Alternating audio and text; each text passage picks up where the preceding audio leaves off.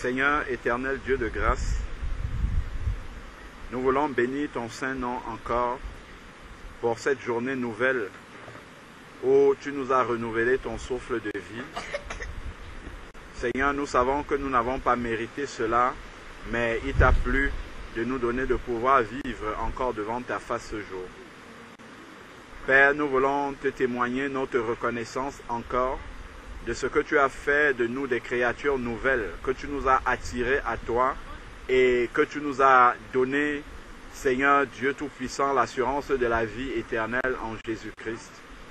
Seigneur Dieu, nous te bénissons encore parce que nous voyons ta grâce, nous voyons ta bonté dans la vie de tes enfants, Seigneur Père. Tu nous permets d'être témoins de ta fidélité déjà dans nos vies et aussi dans la vie de nos frères, de nos sœurs. Père, nous te bénissons pour notre sœur Claire qui était malade, que nous voyons au milieu de nous. Père, nous contemplons vraiment, Seigneur Dieu, ta gloire que tu as manifestée encore dans sa santé. Seigneur Dieu, nous voyons notre sœur Miphone, Seigneur Père, qui est passée au milieu de nous. Ta grâce a encore abondé dans sa vie. Tu lui as ouvert les yeux, Seigneur Père, pour lui permettre de s'approcher encore davantage, Seigneur Dieu, de toi. Père, nous voulons te dire merci parce que tu l'as éclairé sur la question du baptême, Seigneur Père, afin qu'il ne lui manque rien, Seigneur Père, pour être véritablement ta fille, Seigneur Père. Nous te disons merci pour ce travail que tu fais dans les vies, pour toutes ces âmes que tu attires à toi, que tu fais entrer dans l'arche, Seigneur Père, car nous savons que nous sommes au temps de la fin et que tu reviens bientôt, Seigneur Père, et que tu veux sauver le maximum de personnes, Seigneur Père. Merci infiniment encore, Seigneur Dieu Tout-Puissant. Éternel Dieu, nous bénissons ton nom pour ce lieu, Seigneur Dieu, que tu nous as montré pour nous et qui nous permet, Seigneur Père, de pouvoir accompagner tes enfants, Seigneur Père, dans l'obéissance par rapport au baptême. Seigneur Dieu, nous te disons merci. Merci pour tout cela, car nous savons que c'est un privilège, Seigneur Père. Nous voici réunis, Seigneur Dieu, par ta grâce encore devant ta face. Nous te prions de conduire ces moments par ton esprit, que seul ton projet, seul ton plan, seul ce que tu avais prévu pour cet après-midi puisse s'accomplir au milieu de nous, Seigneur Père. Que tu reçoives toute la gloire au nom de Jésus. Père, que nos cœurs puissent être disposés, ouverts à recevoir toutes les grâces que tu as prévues pour cet après-midi. Merci encore de venir nous accorder à chacun d'entre nous le supplément de vie que nous avons pour continuer le chemin, Seigneur Père, pour continuer à marcher sur le chemin étroit, Seigneur Père. Nous te bénissons, nous remettons tous ceux et celles, Seigneur Père, de nos bien-aimés qui ne sont pas encore là, Seigneur Père, qui sont en route, garde leur chemin jusqu'ici. Nous te prions pour ceux et celles qui n'ont pas pu se joindre à nous. Père, que là où ils sont, que ta grâce leur soit également favorable, Seigneur Père éternel. Père, viens encore, purifie nos cœurs, purifie nos âmes. Seigneur Dieu, nous te demandons pardon si en quoi que ce soit nous avons été hors de ta volonté. Seigneur Dieu, viens encore et lave-nous, Seigneur Père, afin que nous puissions nous tenir dans ta présence, car rien de souillé ne peut entrer dans ta présence, Seigneur Père. Reçois toute la gloire d'éternité en éternité, au nom de Jésus-Christ. Amen.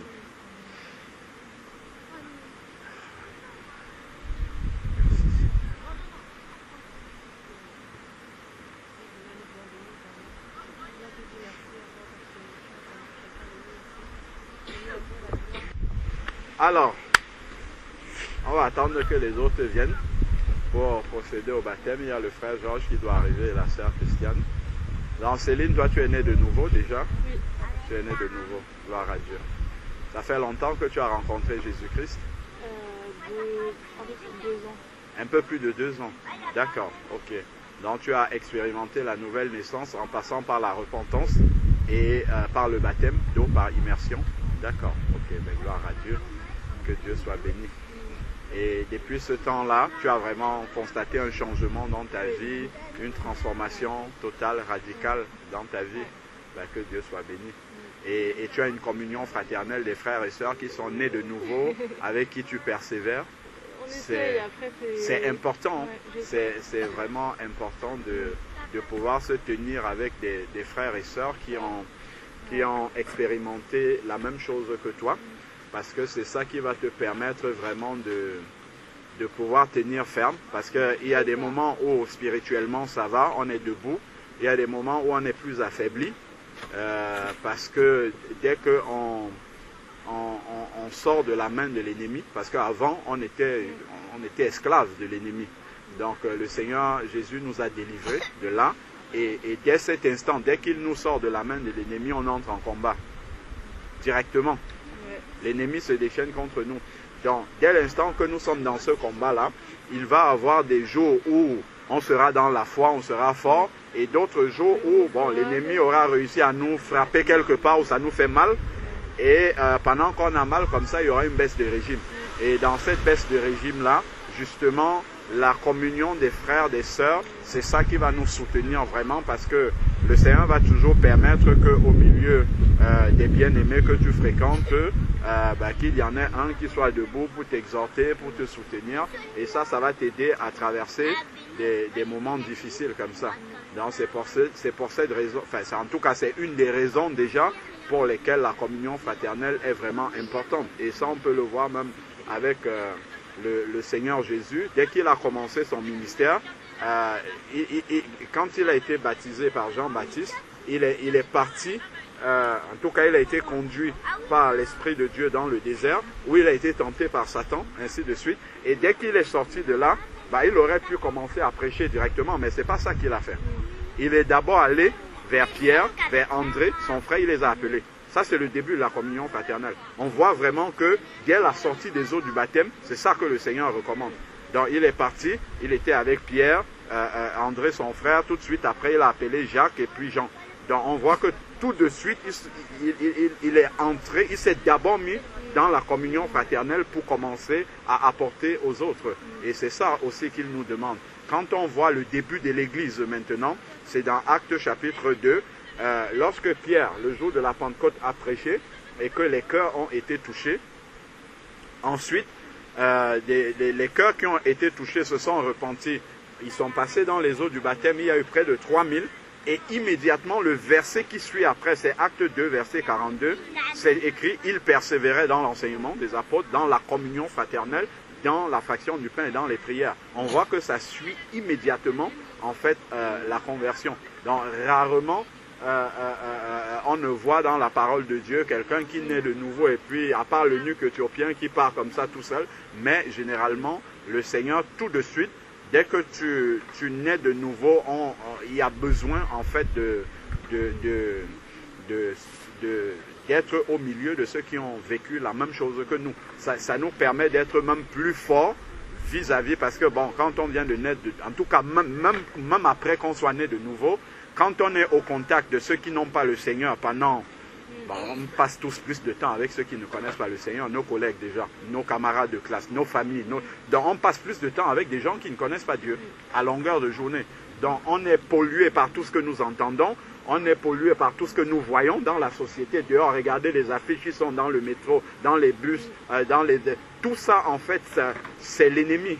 La Bible nous dit bien dans 1 Jean 5 verset 19 que le monde est sous la domination de l'ennemi. Donc nous sommes en plein, en fait, dans le territoire de l'ennemi. Donc on a besoin vraiment d'être soutenus par des personnes qui sont dans le même combat que nous. Donc du coup, vu que nous sommes remplis, pollués, assaillis de partout, de tout ce qui vient de l'ennemi, on a vraiment besoin de de cette base-là qu'est la communion fraternelle pour se fortifier avant de repartir. On va passer là toute la semaine au travail, à l'école, tout ça au milieu de ce système-là. Après, on a besoin vraiment de retrouver des moments. Dans la Bible, les apôtres, eux, ils se réunissaient avec les frères et sœurs carrément tous les jours de la semaine, tous les jours, pour retrouver des forces avant de repartir au combat. Donc ça, c'est vraiment quelque chose d'important. Même dans les systèmes militaires, ils ont toujours une base. Il y a toujours un quartier général. Rarement, on va voir des militaires qui vont au combat comme ça.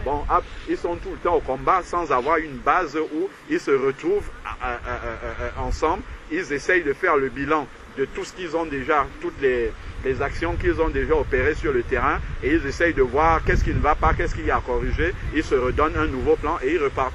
Donc, quand on parle souvent de l'armée du Seigneur, les enfants de Dieu, c'est aussi l'armée du Seigneur. Quand on va revenir, telle personne va donner le témoignage, j'ai commencé à évangéliser telle personne, soutenez-moi dans la prière. En fait, c'est comme l'armée comme ça, en fait, que dans la prière, on va aller combattre pour telle personne qui a été évangélisée, afin que vraiment le Seigneur détruise les œuvres des ténèbres dans la vie de cette personne-là et qu'il n'y ait pas de blocage pour la conversion de cette personne-là.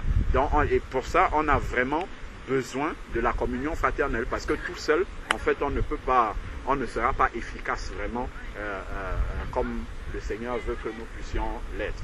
Donc c'est vraiment important de demeurer dans la prière pour demander au Seigneur de te permettre de rencontrer des véritables disciples qui recherchent la même chose, parce que ça c'est important. Il y a aussi beaucoup de milieux où on appelle le nom de Jésus, mais en réalité, ils ne cherchent pas Jésus.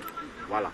Donc ça, c'est important aussi de prier, parce que le Seigneur, la Bible nous dit bien dans Acte 2, le dernier verset, que chaque jour le Seigneur envoyait, rajoutait à l'église ceux qui étaient sauvés. Donc c'est vraiment le Seigneur qui dirige lui-même les personnes à être là où ils doivent être. Donc on ne part pas vraiment parce que ok, on a entendu quelqu'un bien parler de Jésus, on dit oui, c'est là-bas que je dois. Non, on doit prier, on en prie, et puis le Seigneur nous conduit à être à un endroit parce qu'il a prévu quelque chose là pour nous. Nous sommes à l'endroit où le Seigneur veut, et le Seigneur a prévu de nous nourrir là, et que nous soyons aussi utiles aux autres là, parce que nous venons donner et nous recevons aussi. Nous donnons, le Seigneur par son esprit a distribué des grâces à l'ensemble de ses enfants. Chacun a une portion, personne n'a tout. Donc, quand on se réunit comme ça, chacun ramène la portion de grâce qu'il a reçue, que les autres n'ont pas. Comme ça, tout le monde reçoit ces portions-là et tout le monde est édifié. C'est ça aussi le but de la communion fraternelle. Et puis, l'Église, c'est une famille aussi. Donc, on parle de la famille de Dieu, la famille chrétienne.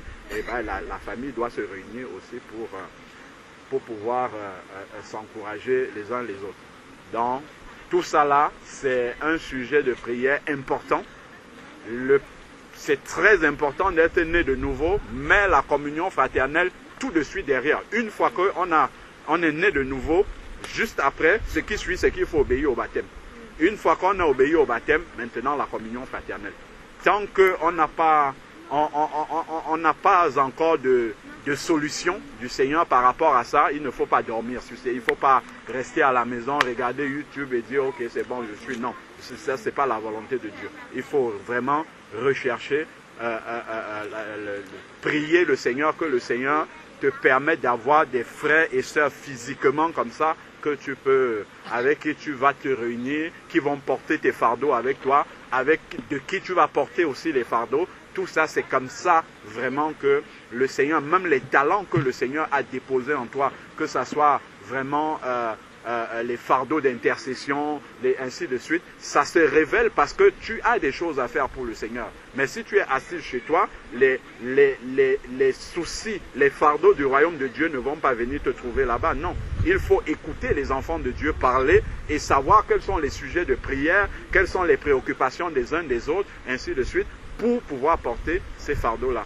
Donc, c'est à ce titre-là vraiment que la communion fraternelle est indispensable. Elle est vraiment indispensable pour les enfants de Dieu.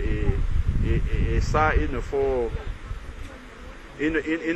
jamais se plaire dans une situation où on est seul, dans son coin, parce que ce n'est pas la volonté de Dieu. Et ça, on peut même le voir avec l'image que le Seigneur Jésus-Christ a choisi pour enseigner et révéler que nous sommes une famille. Il a pris l'image du corps. C'est le corps humain. Quand tu regardes le corps humain, c'est un ensemble qui est lié l'un à l'autre. Il n'y a pas une partie du corps qui ne touche pas une autre partie. Tu vois, il n'y a vraiment, quand tu regardes le corps humain, il n'y a aucun de nos membres qui est désolidarisé. Tous les membres sont collés et nos membres ne sont pas collés aux autres de temps en temps. Nos membres sont collés aux autres tout le temps. Si quelqu'un a un membre qui est un peu... quand tu vas voir, par exemple, je ne sais pas moi, une personne qui a eu une luxation, un problème au genou. Donc on va te dire, par exemple, que la rotule s'est déboîtée. Donc elle est sortie de son emplacement. Donc quelque part, la rotule touche le reste du corps, mais ne touche pas exactement l'endroit que Dieu avait prévu qu'elle puisse toucher. Ça fait comment? Ça fait mal. Ça fait mal. Donc on voit vraiment que Dieu nous enseigne au travers de ça, en nous disant que tu es un membre du corps, tu dois être exactement à l'endroit où il a prévu que tu sois. Et tu dois toucher forcément le reste du corps. Et tout le temps. Pas seulement à certains moments, tout le temps. Pour que le corps soit en bonne santé, il faut que tous tes membres se touchent les uns les autres et que chacun remplisse sa fonction. S'il y a un membre qui ne remplit plus sa fonction, c'est une maladie, directement. Si les reins ne fonctionnent pas bien, allez hop, insuffisance rénale, ça entraîne tout le reste de la cascade. S'il y a, je ne sais pas moi, on ne respire plus bien, les bronches ne fonctionnent pas, forcément, il y a quelque chose qui manque. Si maintenant, je ne sais pas, la bouche, on mange par la bouche, si la bouche dit, ok, moi je vais me retirer du corps, ou la langue, je vais me retirer du corps pendant un moment pour aller faire autre chose. Le reste du corps n'est pas nourri, parce que sans la langue, sans la bouche, on ne peut pas manger. Donc forcément, ça va se ressentir sur l'ensemble du corps, et c'est la même, c'est ça en fait qu'on doit comprendre quand tu restes chez toi. Tu restes avec une grâce du Seigneur, en fait, que tu n'apportes pas aux autres. Donc, je ne dis pas qu'il ne peut pas arriver qu'un chrétien soit chez lui. Il peut arriver, mais il ne doit pas se complaire, en fait, là-dedans. S'il est là-bas, il doit être dans la prière pour demander au Seigneur, où est-ce que tu as besoin de moi dans le reste du corps? À quel endroit du corps, que tu regardes le corps humain, à quel endroit du corps je dois aller me placer, être à ma place pour jouer ce rôle dans le corps de catalyseur pour que tout le corps fonctionne correctement. Donc, c'est vraiment l'exhortation que j'avais à donner par rapport à la notion du corps. Voilà. Amen. Et on la foi, hein? Le baptême, c'est toujours un combat. Moi, je ne suis jamais venu ici où le soleil brille comme ça du début. C'est toujours la guerre. Dès qu'il y a un baptême, soit la pluie va vouloir nous chasser, ainsi de suite. Nous sommes déjà là, faisons confiance au Seigneur. On va prier, on va baptiser, et puis on va continuer à partager. Gloire à Dieu. Que Dieu vous bénisse. Soyez la bienvenue. Bon. Seigneur Père éternel, notre Dieu, nous voulons te dire merci et te rendre grâce, Père, pour ce moment que tu nous accordes. Père, tu nous as dit, je suis avec vous tous les jours jusqu'à la fin des temps. Amen. Seigneur, merci parce que c'est toi qui as créé la pluie, le soleil, les vents et tout cela t'est soumis. Amen. Père, nous savons que tu es celui qui dit et la chose s'accomplit. Alléluia. Père, que cette pluie puisse s'arrêter au nom de Jésus-Christ. Amen. Seigneur Dieu, nous sommes tes enfants, nous sommes le corps du Christ. Et nous savons, Père, que ce que tu veux, c'est que ta volonté s'accomplisse sur la terre comme au ciel. Père, aide-nous à vraiment élever les voix vers toi et que personne ici au milieu de nous ne soit intimidé par ce que la nature peut être en train de vouloir faire ou parce que par ce qui se passe autour de nous. Mais Seigneur, dispose nos cœurs, dispose-nous vraiment à faire toutes choses du début jusqu'à la fin comme toi-même tu l'as prévu. Merci Seigneur parce que tu protégeras non seulement les enfants qui sont là, mais aussi tous ceux qui sont, Père, dans ce parc, dans cet endroit, Seigneur, afin que le témoignage qui doit être donné puisse leur être donné vraiment avec joie, et avec amour. Père, que toute la gloire te soit rendue au nom de Jésus-Christ. Seigneur, merci pour ce baptême qui va avoir lieu. Seigneur, merci pour cette sœur qui est arrivée au milieu de nous. Père, nous te prions toi-même d'accomplir l'œuvre pour laquelle elle est arrivée là. Alléluia. Seigneur, et qu'elle reparte vraiment avec ce que tu veux lui dire et ce que tu veux lui enseigner aujourd'hui. Que toute la gloire, Père, te soit rendue au nom de Jésus. Amen. Amen. Amen.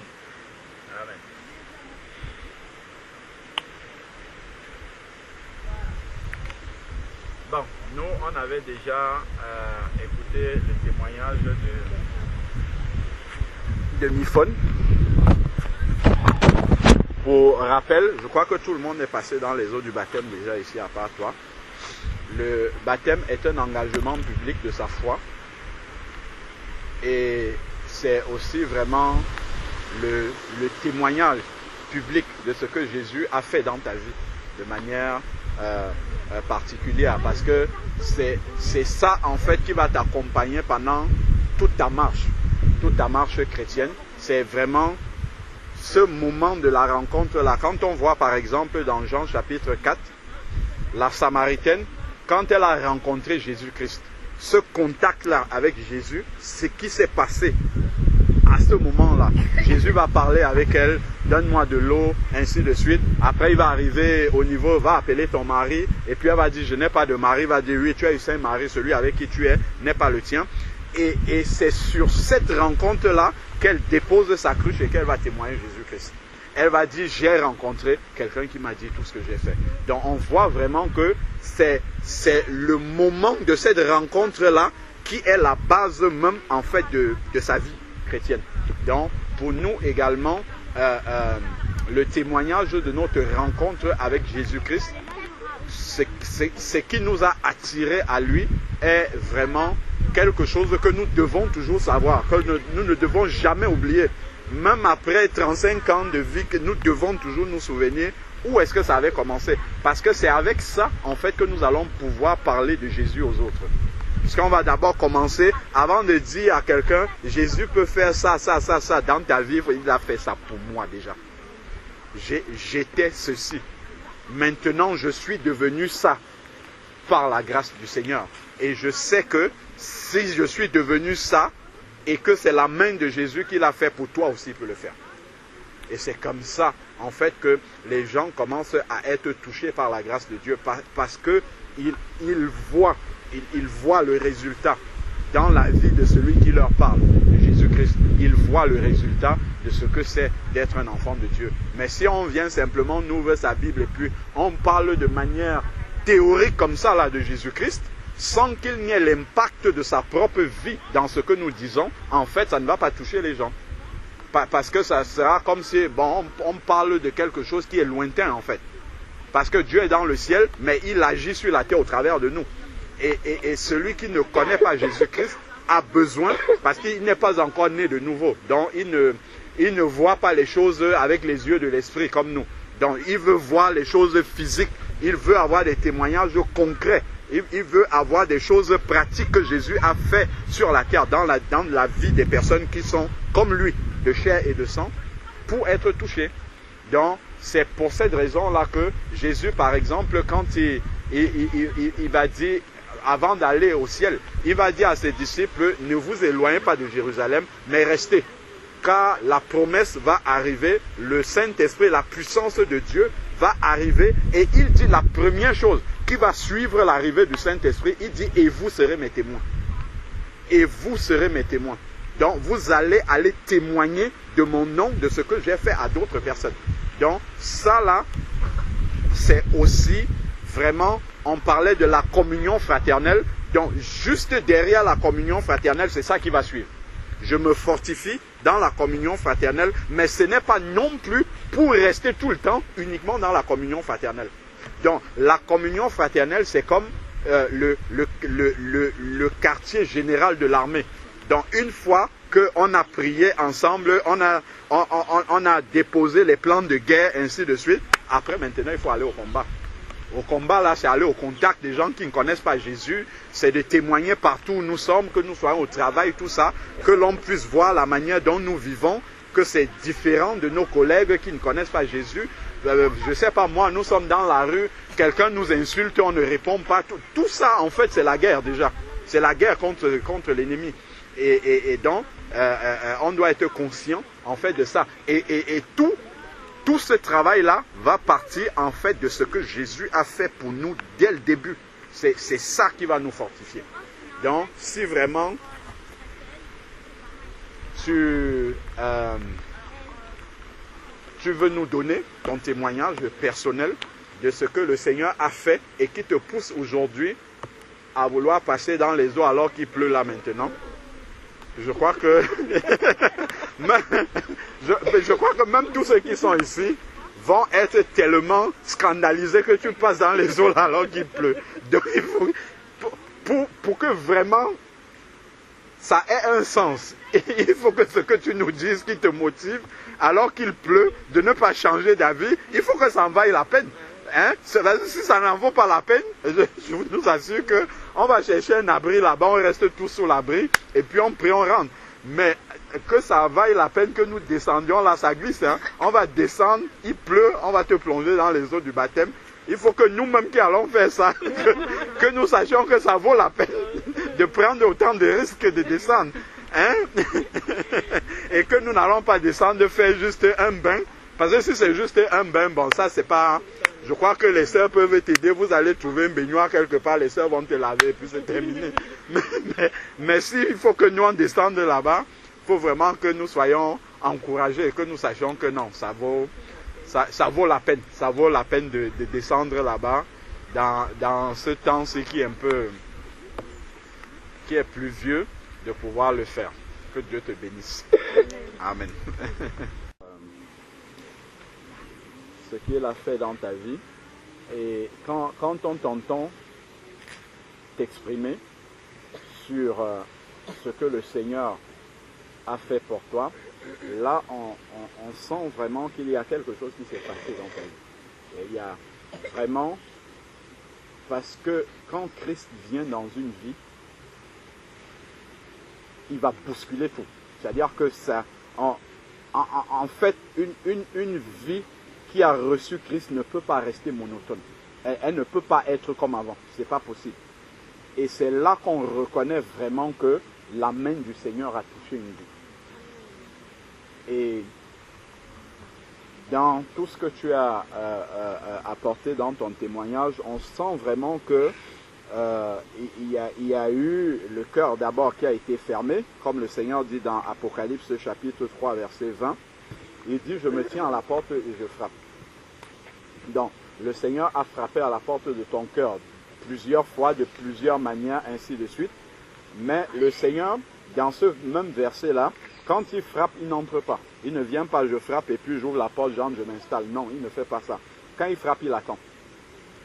Il va frapper par la parole, il va frapper par des versets bibliques, il va frapper par des témoignages des frères et sœurs. Tout ce que tu as entendu là, c'est Dieu qui frappe.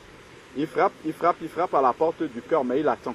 Il attend vraiment que tu viennes lui ouvrir, pas lui ouvrir du style, j'ouvre la porte, mais qui encore là, qui vient encore me déranger? Non.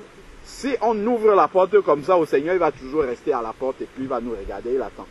Mais quand on va lui ouvrir la porte vraiment, avec ce désir-là, c'est-à-dire que quand tu viens ouvrir la porte à un invité qui sent dans la manière dont tu l'accueilles que vraiment je t'ai toujours attendu. Vraiment, ce moment-là, il est important pour ma vie que tu puisses entrer chez moi. Et c'est dans ce cadre-là, en fait, que le Seigneur lui-même, il va entrer. C'est la suite du verset. Il dit, alors j'entrerai chez lui et je souperai avec lui et lui avec moi. C'est ça la communion dont tu parlais. La communion avec Christ. Ce n'est pas une communion dans le style où je prie, je ne sais même pas si Dieu m'a répondu. Non, je prie, Dieu l'entend, il me répond et j'entends aussi. Il permet vraiment que nous soyons dans un dialogue, pas dans un monologue où on parle à Dieu, on ne sait même pas s'il a répondu, où on prend des choses pour réponse de Dieu alors que ça ne l'est pas. Non, Dieu veut vraiment, comme le soupir de ton cœur que tu as exprimé aujourd'hui dans ton témoignage, c'est vraiment d'avoir cette communion vraie, intime avec Dieu. Et tu as même versé des larmes, tu as pleuré pour ça. Et pour t'encourager, en fait, je veux te dire, ma soeur, que Dieu le veut encore plus que nous. Il veut encore plus que nous avoir la communion, cette communion-là avec nous. Mais c'est nous-mêmes, par notre mauvaise disposition de cœur. Parce que nous sommes accaparés par tant de choses, en fait. Il y a beaucoup... Et ça, ce que je suis en train de dire là, on voit cette volonté de Dieu exprimée déjà dans le jardin d'Éden. C'est-à-dire que Dieu a créé Adam. Et donc, commençons d'abord, il a créé les animaux, les arbres, tout ça. Il a mis tous ces éléments de la nature qu'il a créés. Mais jamais Dieu n'est revenu vers ces éléments de la nature-là. Jamais Dieu, la Bible ne nous dit pas que Dieu est revenu vers le lion, la panthère, pour leur demander comment vous allez. Non. Dieu remplit son devoir de nourrir les oiseaux du ciel, ainsi, et ça s'arrête là. Il n'a pas de communion avec eux. Mais seul l'être humain, Dieu venait dans le jardin tous les jours pour demander à Adam, pour communier, pour parler à Adam. La Bible nous dit qu'il se tenait dans la présence de Dieu. Donc, Dieu recherche cette communion-là. Et on voit vraiment que quand Adam et Ève ont péché, Dieu est venu et Dieu demande de où es-tu? C'est-à-dire que Dieu cherche l'être humain. Dieu ne cherche pas les animaux. Dieu recherche vraiment l'être humain. Ça, c'est la première mention où on voit que Dieu recherche l'être humain. On va encore le retrouver, on parlait tout à l'heure de l'histoire de la Samaritaine, on va encore le retrouver là. Là où on nous dit que le Père recherche des adorateurs. Les animaux aussi adorent. La Bible nous dit, par leurs cris, leurs chants, les animaux adorent Dieu, mais Dieu ne les recherche pas. Mais l'être humain, par contre, Dieu, parce qu'ils sont à l'image, nous sommes à l'image de Dieu. Donc Dieu recherche les véritables adorateurs qui adorent en esprit et en vérité.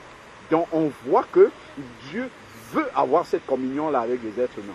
Donc ça s'est passé déjà dans le jardin d'Éden. Adam et Ève ont chuté, ils ont été mis à l'extérieur du jardin. Dieu était fâché parce que les êtres humains se sont rebellés. Dieu aurait pu rester et dire c'est terminé avec ces êtres humains-là. Je ne veux plus en entendre parler. Comment je peux créer l'être humain? Je le mets quelque part, je lui donne tout ce qu'il faut, je lui donne tout ce dont il a besoin, je lui interdis juste une chose et c'est cette seule chose que je lui interdis alors qu'il en a plein d'autres, c'est ça qu'il va prendre. Dieu aurait pu s'arrêter là, mais Dieu va encore revenir après vers l'être humain. Et il va faire un vêtement de peau pour couvrir le péché d'Adam et Ève. Donc on voit vraiment qu'à chaque moment, Dieu recherche la communion avec l'être humain. Il le cherche. Ensuite, maintenant, Adam et Ève vont partir. Dieu, à un moment donné, va aller trouver Noé. Pour lui dire, là, je vais raser tout le monde. Il aurait pu raser avec Noé, raser tout le monde. Mais il a préservé une famille. Parce qu'il faut que la communion avec l'être humain demeure. Le déluge va passer. Ensuite, Dieu va maintenant aller trouver Abraham au milieu des païens. La Bible nous dit, le père Térak d'Abraham était païen, il avait des dieux païens. Dieu va aller encore prendre un homme, il va le sortir de sa famille, va dans un pays que je te montrerai, Abraham va sortir et Dieu va se révéler à Abraham. Toujours pour avoir cette communion-là avec l'être humain. Et Dieu va se constituer un peuple à partir d'Abraham. Le peuple d'Israël qui était l'image de l'Église après où tout le monde va pouvoir entrer dans l'Église. Donc on voit que Dieu a toujours voulu rechercher cette communion-là. Et on va retrouver ça avec Christ. On va voir que quand Christ est venu, on a vu ça dans le cadre de la communion fraternelle, quand Christ est venu, il n'est pas resté seul. Il est allé chercher la communion des hommes. Donc, et ensuite, Christ va même dire que ce n'est pas vous qui m'avez aimé le premier, c'est moi qui vous ai aimé le premier. Donc en fait, c'est vraiment une parole d'encouragement, ma soeur, pour dire que ce que tu désires là de tout ton cœur, Dieu le veut encore plus que toi. Donc, tout ce qui peut freiner ça, c'est toi-même. Tout ce qui peut freiner notre communion avec Dieu, c'est nous-mêmes. C'est si nous ne laissons pas suffisamment de place à Dieu, si nous limitons. C'est-à-dire que si dans la vie de quelqu'un, il ouvre suffisamment d'espace à Dieu, dans sa vie, Dieu va occuper toute cette place-là.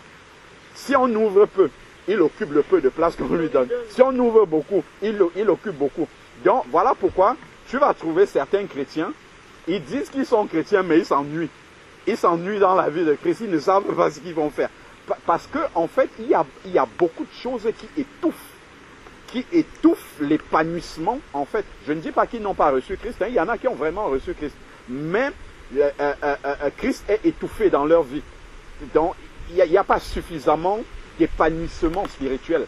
Parce qu'il y a beaucoup de choses qui encombrent vraiment. Parce que Christ, pour agir pleinement, a besoin qu'on lui donne de la place. Qu'on lui livre, ce que tu as parlé tout à l'heure, de venir donner ta vie à l'autel. Et que Dieu en fasse ce qu'il veut. Voilà ce qu'il veut. Vraiment, ça c'est dire, Seigneur, j'ai libéré tout. Si c'est le temps qu'il faut donner pour Christ, Seigneur, je suis disponible.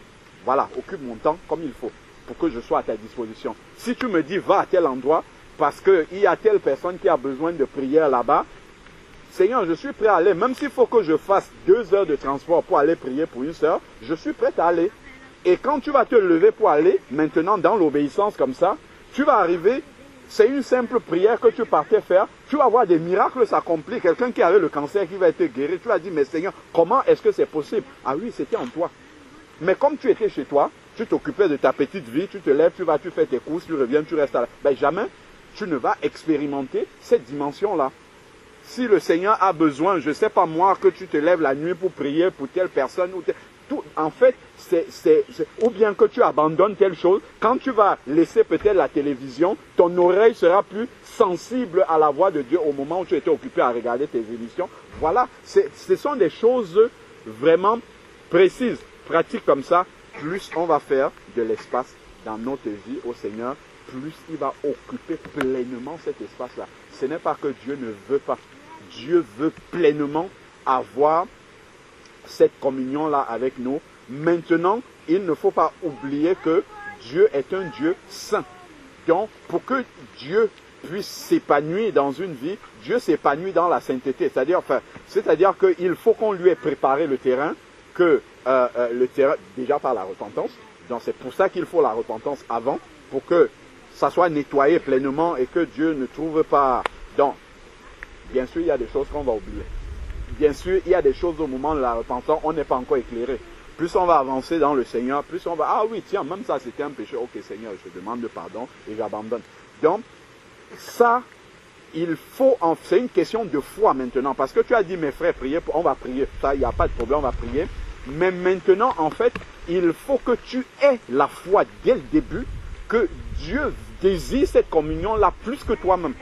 Donc, en fait, il ne faut pas partir dès qu'il y a quelque chose qui ne... Oh, ça a encore recommencé, c'est encore comme avant. Je pensais que le baptême, c'était la solution miracle, mais finalement, même le baptême n'a pas résolu mon problème. Ça, le diable va venir avec cette pensée-là. Ça, il faut en être sûr. Il faut être sûr que si, quand le diable voit une faiblesse dans notre vie, il va entrer, il va essayer d'exploiter cette faiblesse-là pour nous affaiblir davantage, pour essayer de nous faire douter. Parce que le diable va toujours venir, comme dans le jardin d'Éden. Ève, Dieu a-t-il réellement dit ça? Tu dis que, tu as pleuré devant les frères. Qu'est-ce qui te fait croire que ce n'est pas comme tu pleurais à l'assemblée là-bas? Tu vois, en fait, c'est des petits... Dans ta pensée, il y a ce combat-là qui va venir. Et maintenant, qu'est-ce qui va t'aider à avoir la pleine victoire par rapport à ça? C'est la foi, en fait, que tu vas prendre dans la parole de Dieu. Le Seigneur nous dit dans Éphésiens chapitre 6, vers le verset 15 en descendant, il va nous dire, quand il parle des armes spirituelles, il y a une arme particulièrement, c'est l'arme de la foi. Il va dire, prenez le bouclier de la foi avec lequel vous pourrez éteindre tous les traits enflammés de l'ennemi. Il ne dit pas certains traits, il dit tous. Si on prend sa parole par la foi, en disant, Seigneur, aujourd'hui, j'ai réalisé, mais maintenant, il me manquait une seule chose, que ta parole dit, clairement, spirituellement, quand je regarde ma vie, je me suis repenti. Quand je regarde la parole de Dieu, il me manquait une chose, le baptême. Oui, tu demandes le baptême, je n'avais pas obéi, c'est normal qu'il puisse m'arriver si ça, que le diable puisse encore faire. Mais maintenant, il ne me manque plus rien. Là maintenant, il n'y a plus rien qui justifie que le diable ait une main mise dans quelques domaines de ma vie. Je vois quelque chose arriver, je me lève dans la prière. Satan, au nom de Jésus, j'ai la victoire dessus. Et je crois que le Seigneur m'a libéré de ça. Parce que le Seigneur ne va pas venir me libérer un peu. Non, il coupe les chaînes. Tac, terminé. Donc, et il faut en fait que tu aies cette mentalité de guerrière maintenant. C'est-à-dire que quand tu confesses une parole en Christ, que tu aies l'assurance que la parole que j'ai confessée là, c'est Dieu qui l'a dit et elle est vraie pour moi. Parce que Dieu ne fait pas de différence entre ses enfants. si j'ai des frères et sœurs qui marchent vraiment droit dans leur botte spirituellement et qui ont la confiance en Christ, il n'y a aucune raison que moi je sois un enfant fragile, Dieu ne pense pas suffisamment en moi ou moi je n'ai pas la victoire. Non, Dieu le fait pour tout le monde. Et le Seigneur le dit dans sa parole, il te sera fait selon ta foi. Donc, si tu prends cette parole-là avec peu de foi, ben, c'est peu de choses que tu vas voir aussi. Mais si tu prends cette parole-là avec une foi entière, quand le Seigneur dit par exemple dans Colossiens chapitre 1 verset 13, il dit, il nous a délivrés de la puissance des ténèbres et nous a transportés dans le royaume du Fils de son amour. Il faut prendre ça par la foi. Il faut dire réellement que ce qui s'est passé au moment où je me suis converti, je suis passé dans les eaux du baptême, Dieu a réellement enterré ma vie dans ces eaux-là. La prière qu'on a faite en demandant au Seigneur d'enterrer ma vie ancienne, il a exaucé cette prière. Il n'y a aucune raison qu'il ait laissé une partie dans l'eau et sortir l'autre partie. Non, il n'y a aucune raison que Dieu fasse ça. Donc quand le diable va venir dire, ah regarde ta vie, regarde, tu as encore fait ça. Non. C'est parce que ma pensée n'est pas encore renouvelée. Dieu m'a délivré complètement. J'ai prié et Dieu a exaucé. Maintenant, il faut que ma pensée soit pleinement renouvelée pour que j'accepte moi-même réellement dans la pratique maintenant que effectivement c'est ça que Dieu a fait et que je marche comme quelqu'un qui est dans cette nouvelle vie-là, réellement. Et ça peut prendre un petit temps d'apprentissage en fait à être cette nouvelle personne qui est pleinement dans l'identité que Jésus-Christ t'a donné. Et il ne faut pas confondre cet apprentissage-là au fait que Dieu ne l'ait pas fait. Tu vois, il ne faut pas confondre ça. Et le diable, lui, il veut te faire croire que Dieu n'a pas fait. Que Dieu va faire, qu'il te manque quelque chose, tu n'as pas fait quelque chose. Dieu veut encore que tu fasses quelque chose. Non, je suis repenti. Pierre le dit dans Actes chapitre 2, verset 38. Quand les gens qui étaient là ont écouté la prédication, ils constatent qu'ils sont perdus. Ils demandent à Pierre, frère, que ferons-nous? Pierre dit, repentez-vous. 1. Soyez baptisés. Et vous recevrez le don du Saint-Esprit. Seigneur, j'ai obéi à ce commandement. Je me suis repenti, j'ai reçu le baptême, donc j'ai reçu le don du Saint-Esprit. Donc, je suis pleinement ton enfant. Il n'y a rien qui fait que je ne sois pas ton enfant. Donc, toute la liste de promesses que tu as fait pour tes enfants, ben, je suis au bénéfice de cette promesse-là. Je lis une promesse qui est écrite pour un enfant de Dieu, c'est pour moi. C'est pour moi. Mais ce n'est pas parce que c'est pour moi que je vais le voir dans ma vie. Et ça, ce n'est pas la volonté de Dieu. Si c'est pour moi, pour que je le vois dans ma vie, il faut que je prenne cette parole-là par la foi. Si je prends cette parole-là, je dis, ah, si Dieu a dit, je vous ai béni de toutes les bénédictions spirituelles dans les lieux célestes, c'est pour moi. Donc ça là, c'est dans ma vie. Je ne vais même pas douter un instant et me dire, ah,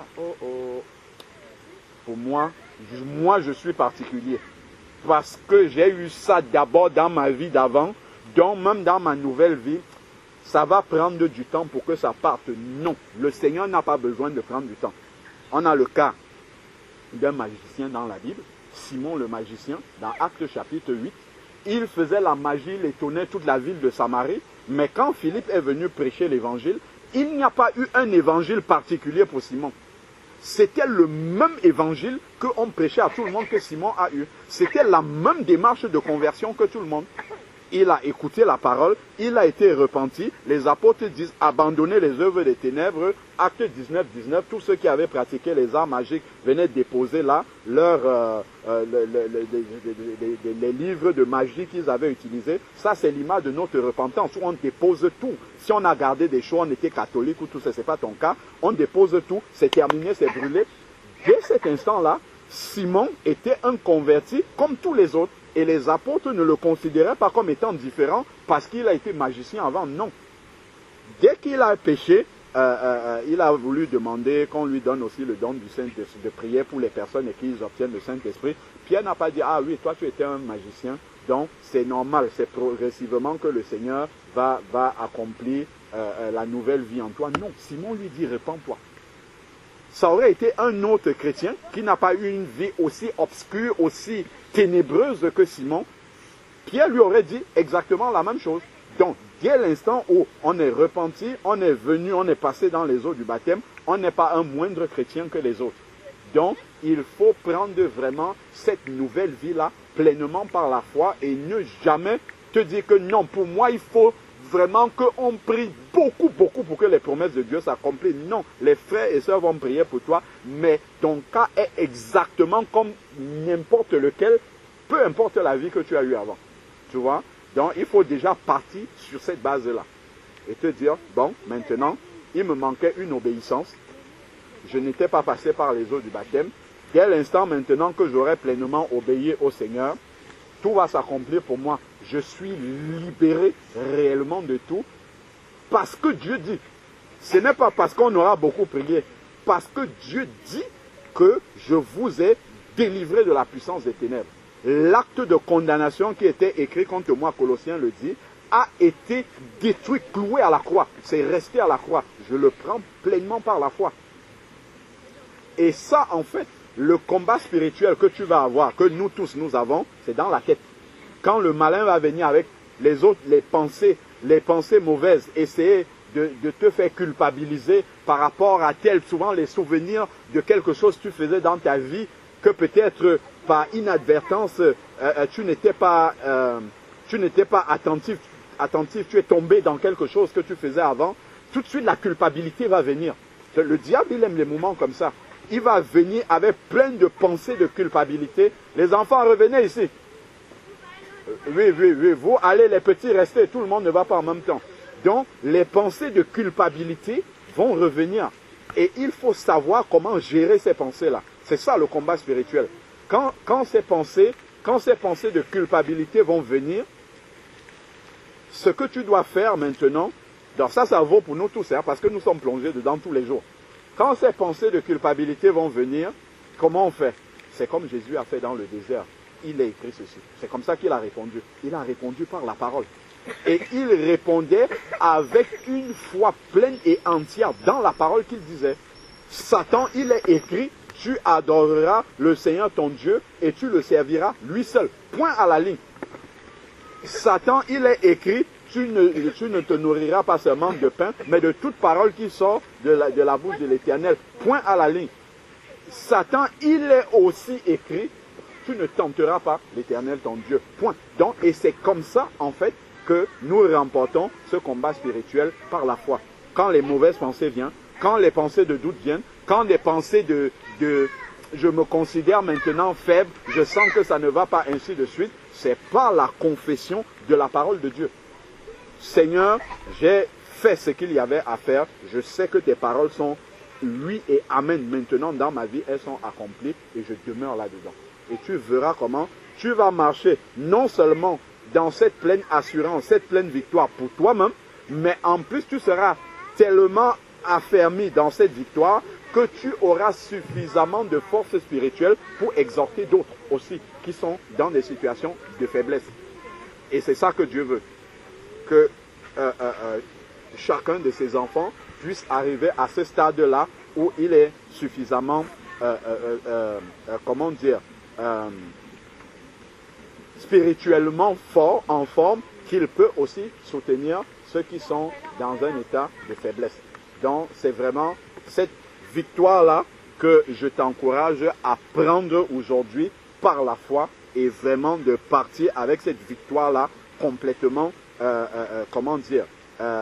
saisie dans ton cœur. Le début de cette nouvelle vie-là marque vraiment quelque chose de radicalement nouveau dans ta vie. C'est pour ça que le Seigneur dit, si quelqu'un est en Christ, il est une nouvelle créature. Les choses anciennes sont passées. Réellement, c'est passé. Il faut mettre la foi là-dedans. Les choses anciennes de ma vie d'avant, où je n'avais pas la victoire, où j'avais des combats où je ne comprenais pas, c'est terminé maintenant. Mon esclavage que j'avais vis-à-vis de l'ennemi, c'est fini maintenant. Satan, tu m'as beaucoup trompé, mes yeux se sont ouverts. Pas la lumière de la parole de Dieu, mes yeux se sont ouverts et c'est terminé. Je finis par un verset dans Ésaïe, je crois qu'on l'avait déjà lu. Ésaïe chapitre 43, garde-le par la foi. Et vraiment que le Seigneur te donne la pleine assurance dans ce verset-là. Donc c'est Ésaïe chapitre 43, verset 18 à 19. Ésaïe chapitre 43, verset 18 à 19. il dit, ne vous souvenez plus des premiers événements et ne considérez plus ce qui est ancien. Et c'est là-dedans, en fait, que le diable va jouer pour affaiblir souvent. Quand on n'a pas cette pensée renouvelée, quand on n'a pas accepté la nouvelle créature de Dieu, c'est-à-dire qu'on n'a pas pleinement accepté vraiment que maintenant que je suis pleinement en Christ, je suis l'œuvre spirituelle que le Seigneur a fait de ma vie est vraiment nouvelle. On se dit que, ah non, il doit encore avoir des éléments de ma vie passée qui influencent ma vie de maintenant. Il y a encore un mélange de ma vie passée et de la nouvelle vie en Christ. Quand on accepte ça, le diable va jouer là-dessus. Il va nous inquiéter souvent de certaines choses dont on n'a même pas à s'inquiéter du tout. Je crois une fois ici, on partageait, une sœur dit, oh j'ai fait un mauvais rêve, j'ai mangé dans le rêve. Tu as mangé dans le rêve et puis quoi? S'il suffisait juste qu'on vienne nous empoisonner par la nourriture dans les rêves, il n'y aurait plus aucun chrétien sur la terre. Satan aurait éliminé tous les chrétiens, mais Dieu, il veille sur nous, même dans le sommeil. Le diable ne va pas, un marabout ne va pas venir nous empoisonner dans un rêve parce qu'on a mangé, non. Si quand on était des païens, lui, on n'a aucune protection, ok, le marabout peut venir dans un rêve, il te donne un poison, tu te lèves le matin, tu es mort. Oui, ça c'est possible. Mais si tu es un enfant de Dieu, Dieu ne va jamais accepter qu'une telle chose, que le malin ait une telle victoire sur son enfant. Parce que la Bible nous dit clairement que celui qui veille sur Israël ne sommeille ni ne dort. Donc celui qui veille sur son église là, il ne sommeille ni ne dort. Ça veut dire que pendant que nous dormons, lui ne dort pas pour veiller sur nous. Les anges de l'Éternel campent autour de ceux qui le craignent. Ils ne campent pas seulement quand nous sommes éveillés, même quand nous dormons, ils campent là autour de nous. Donc en dormant, je n'ai pas à avoir peur. Je n'ai pas à redouter que, comme je suis dans le sommeil, c'est une situation où je suis en position de faiblesse parce que je dors, l'ennemi va en profiter, il ne peut rien faire, même quand je dors. Donc, c'est important vraiment de prendre cette victoire nouvelle-là qu'on a en Christ. Les événements d'avant, là où on nous effrayait en nous disant, oh, dans le rêve, je ne dis pas qu'un enfant de Dieu ne peut pas être combattu dans le rêve. Il peut être combattu dans le rêve, mais il a les armes pour résister à cela. Ce n'est pas parce qu'il dort, en fait, que le diable peut en faire ce qu'il veut. Non, du tout. Donc, il dit bien, ne plus considérer. Le souvenir des choses anciennes peuvent venir dans ta tête. Ça peut venir comme un témoignage, comme tu l'as donné tout à l'heure. Avant, j'étais ça, je faisais ceci, ainsi de suite. C'est dans le sens de témoigner d'une situation dans laquelle tu étais avant. Et entre-temps, la croix de Christ est passée par là, tu es de l'autre côté maintenant.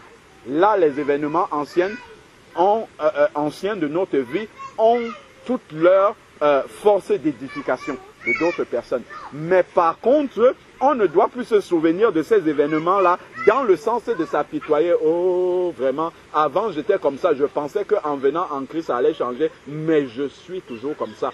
Quand tu dis « mais je suis toujours comme ça », en fait, tu es en train de confesser que Jésus n'a pas fait ce qu'il dit, que tu es devenu dans la nouvelle créature. Ou alors que toi, tu es une créature nouvelle mais exceptionnelle. Une créature nouvelle, mais il y a certains domaines où Christ n'a pas achevé la nouvelle créature. Il y a encore ça qui donne non. Donc, ne plus considérer les événements anciens. Ils existent. On peut s'en souvenir pour glorifier le nom du Seigneur de ce qu'il a balayé ça de notre vie, mais ne plus considérer que ces événements anciens-là ont encore une autorité, un pouvoir dans notre vie. Plus, non, du tout. Du tout.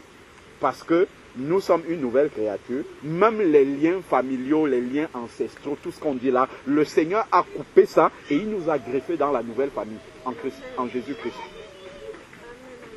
Mon grand-père peut avoir égorgé tout le village, mais si moi je suis devenu un enfant de Dieu spirituellement, je ne suis pas lié à lui. Tous ces crimes-là se sont arrêtés, ça c'est coupé pour moi. Pour moi, ça n'agit pas sur moi parce que je suis un enfant de Dieu greffé spirituellement à la famille de Dieu, non plus à ma famille physique. C'est terminé ça. Donc je suis véritablement une nouvelle créature. Donc ne considérez plus ce qui est ancien. Bien évidemment, il faut se couper aussi de ce qui est ancien. Si je dis que je suis une nouvelle créature et que mon grand-père allait, je ne sais pas moi, faire le culte des crânes et qu'on me dit d'aller faire ça et je suis un enfant de Dieu, je vais faire ça, il ne faut pas que je sois étonné de ce que ça agisse dans ma vie. Donc, si je dis que je suis vraiment une nouvelle créature et que je ne considère plus les choses anciennes, il ne faut plus aussi que j'ai une communion avec ces choses anciennes, que je tolère encore même le souvenir de ces choses-là. Si c'est dans ma vie, je dois enlever, jeter, éliminer, enlever toutes ces choses-là.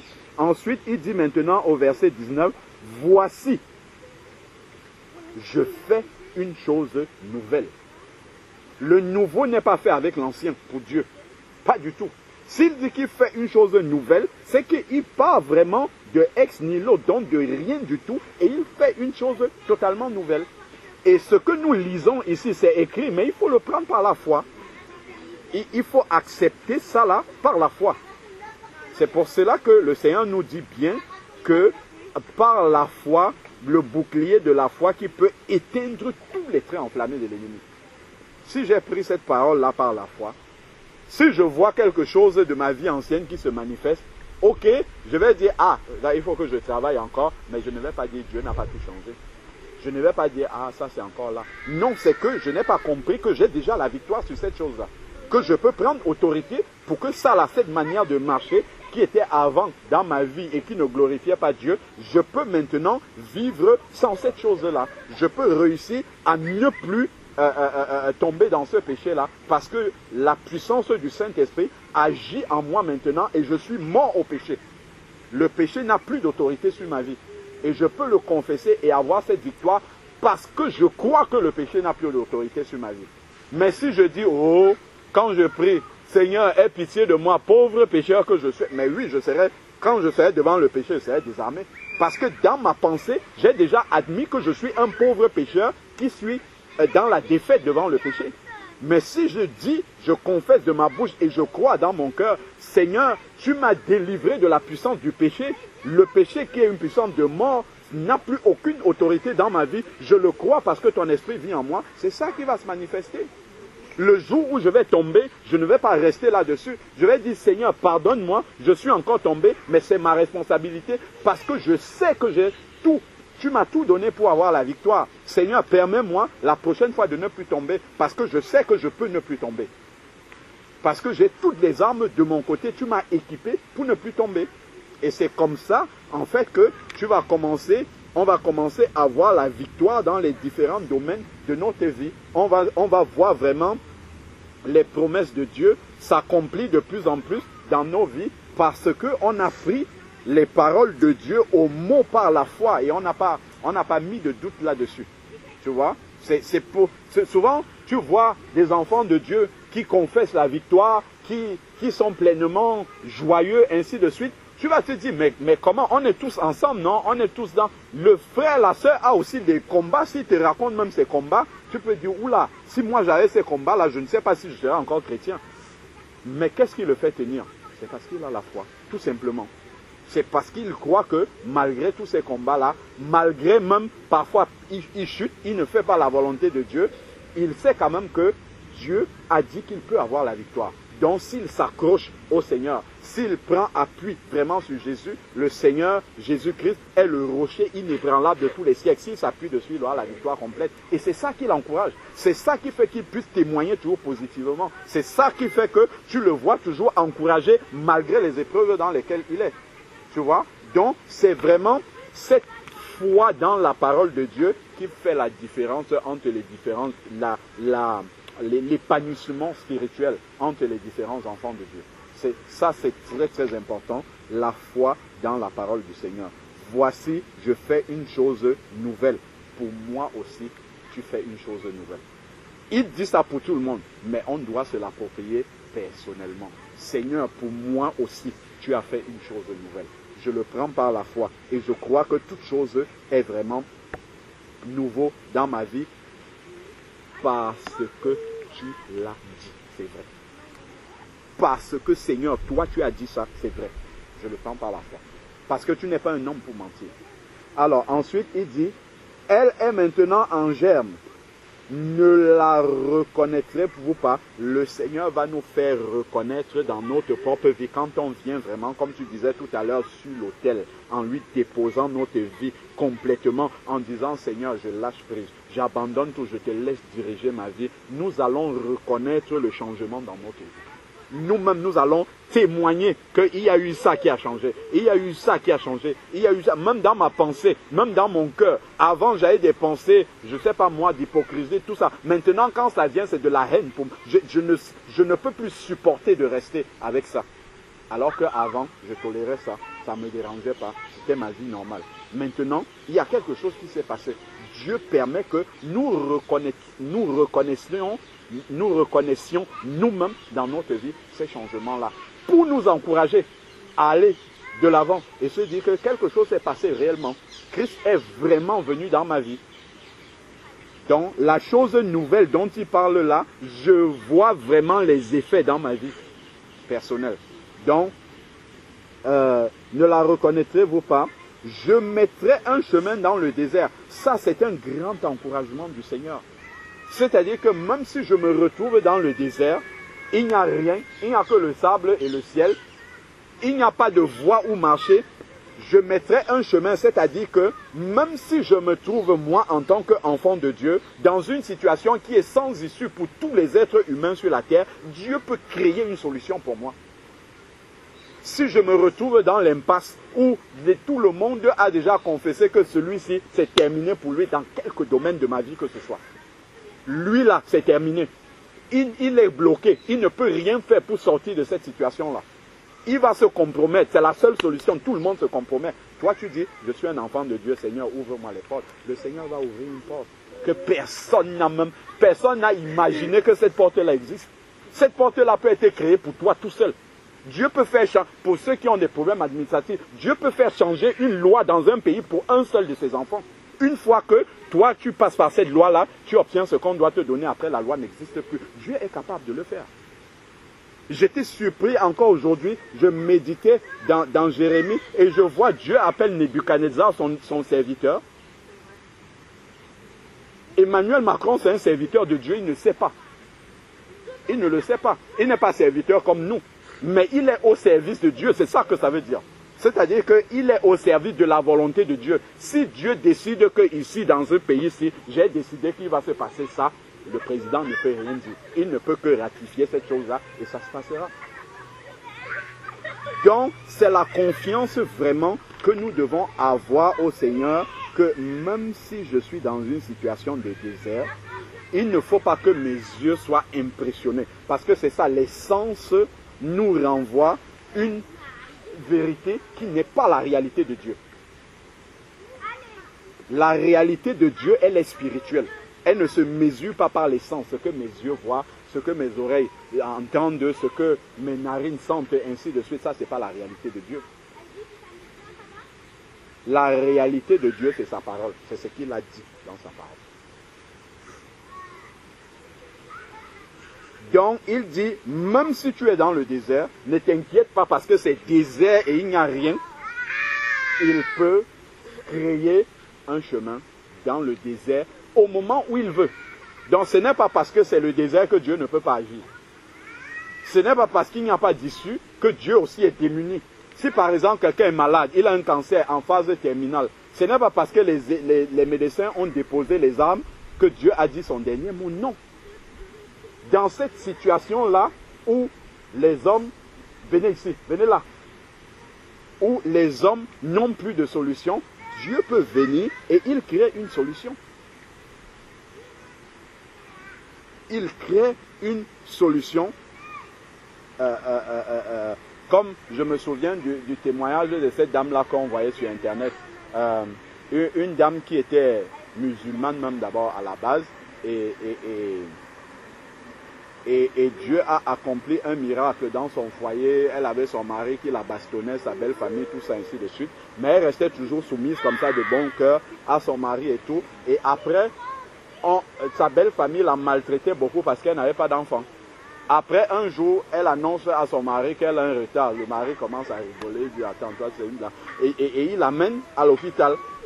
et il la présente à l'hôpital comme étant sa domestique. Il dit à l'hôpital, aux sages-femmes, examinez ma domestique. Je suis allé la prendre au village pour venir faire les travaux domestiques à la maison. Et elle vient et dit qu'elle m'a ramené une grossesse. Donc c'est comme ça qu'il présente la chose. Et donc, la sage-femme va maintenant l'examiner et constate qu'elle est vraiment enceinte.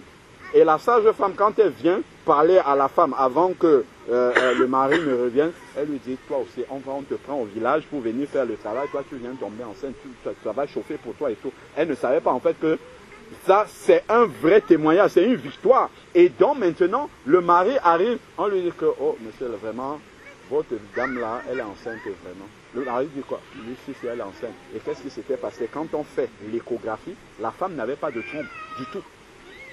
Il n'avait même pas d'utérus, quelque chose comme ça. Et quand on fait l'échographie, dans l'échographie, on voit une main, parce que l'enfant ne pouvait pas tenir, il n'y a pas les organes naturels pour bloquer l'enfant dans le ventre. Et on voit, il y a une main comme ça qui tient l'enfant dans le ventre. Cette main-là, personne, aucun médecin, c'est en Côte d'Ivoire, aucun médecin ne peut dire qu'est-ce que cette main-là fait et tient cet enfant-là dans le ventre. La dame, elle a 15 enfants aujourd'hui. Voilà une situation de désert où Dieu crée un chemin. C'est une solution qui n'existe pas humainement. Mais pour son enfant, et cette dame-là s'est convertie, après elle est devenue chrétienne. C'était une musulmane. Donc, en fait, c'est pour dire que si Dieu veut faire quelque chose dans une vie, quel que soit ce que les hommes ont l'habitude de faire, et qui, si ça ne marche pas, on ne sait plus quoi faire, on prononce une sentence définitive. Dieu, pour ses enfants, est capable, même si c'est le désert, de créer un chemin.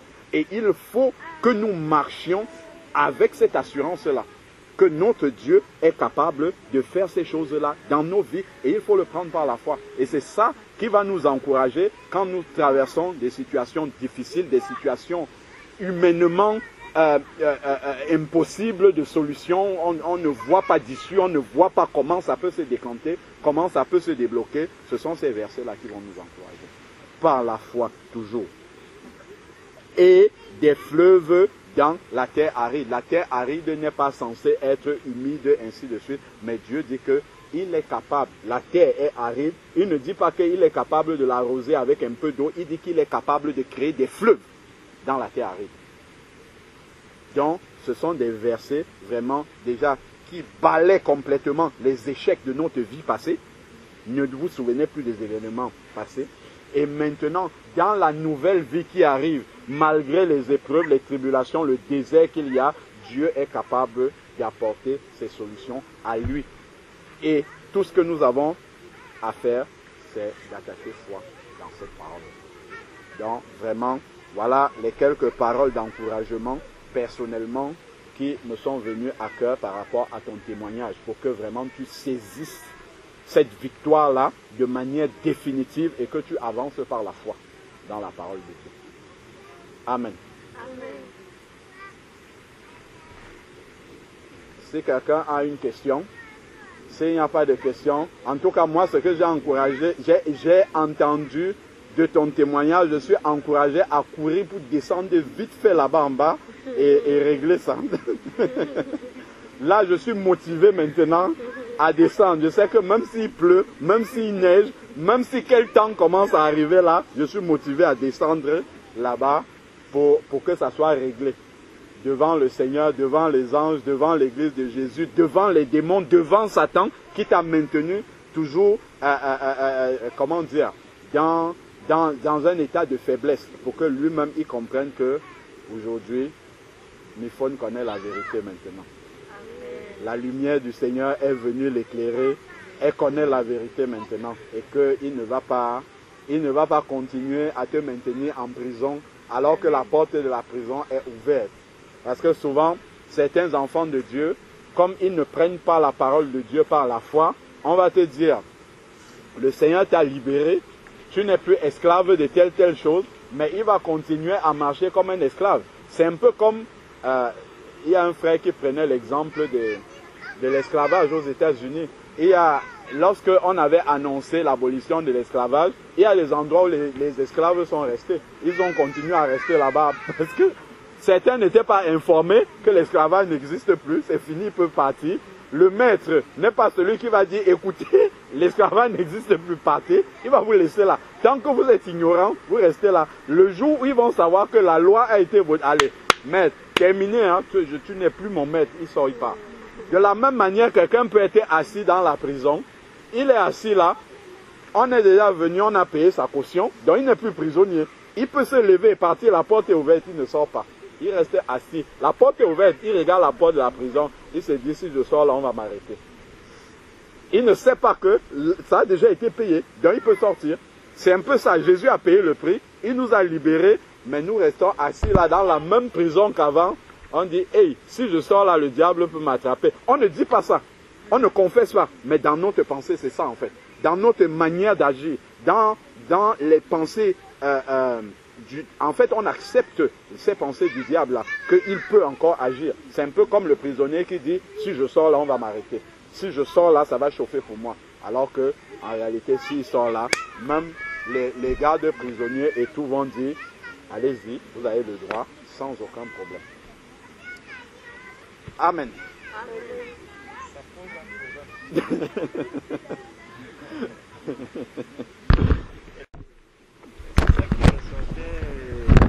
Moi, c'est ça qui m'a touché dans son témoignage. Et quand elle parlait, je voyais quelqu'un qui n'avait pas la paix.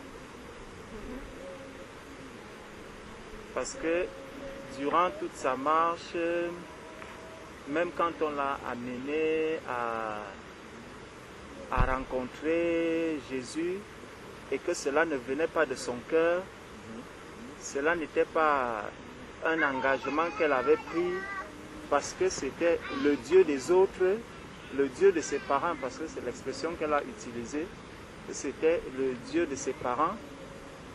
En fait, elle est demeurée sans paix. Et c'est comme ça que tous ceux qui sont dans le monde n'ont pas la paix. Parce que quand quelqu'un n'a pas Jésus-Christ et ne sait pas approcher de ce Christ, n'a pas connu ce Christ, n'a pas accepté Christ, cette personne n'aura jamais la paix. C'est pour ça qu'on va voir des personnes les suicides se multiplier dans le monde. C'est pour ça qu'on va voir des personnes déprimées dans le monde. En fait, tout ça vient du fait que les gens n'ont pas la paix. Vous allez voir des gens qui montent, descendent, qui grèvent à longueur de l'année, tous les jours, on vous dit il y a grève à cet endroit. En fait, les gens n'ont pas la paix. Et quand j'ai écouté son message, je suis allé voir un peu à quel moment est-ce que Jésus a dit à ses disciples, je vous laisse la paix, je vous donne ma paix. Amen. Amen. C'est frappant parce que il y a une succession de choses qui se passent. Et lorsque Jésus va leur dire, je vous laisse la paix, je vous donne ma paix, il va dire encore quelque chose. Prenons un peu Jean. C'est dans Jean chapitre 14. Dans Jean chapitre 14, à partir du verset 25. Jean 14, verset 25, il dit, « Je vous ai dit ces choses pendant que je demeure avec vous. » 26.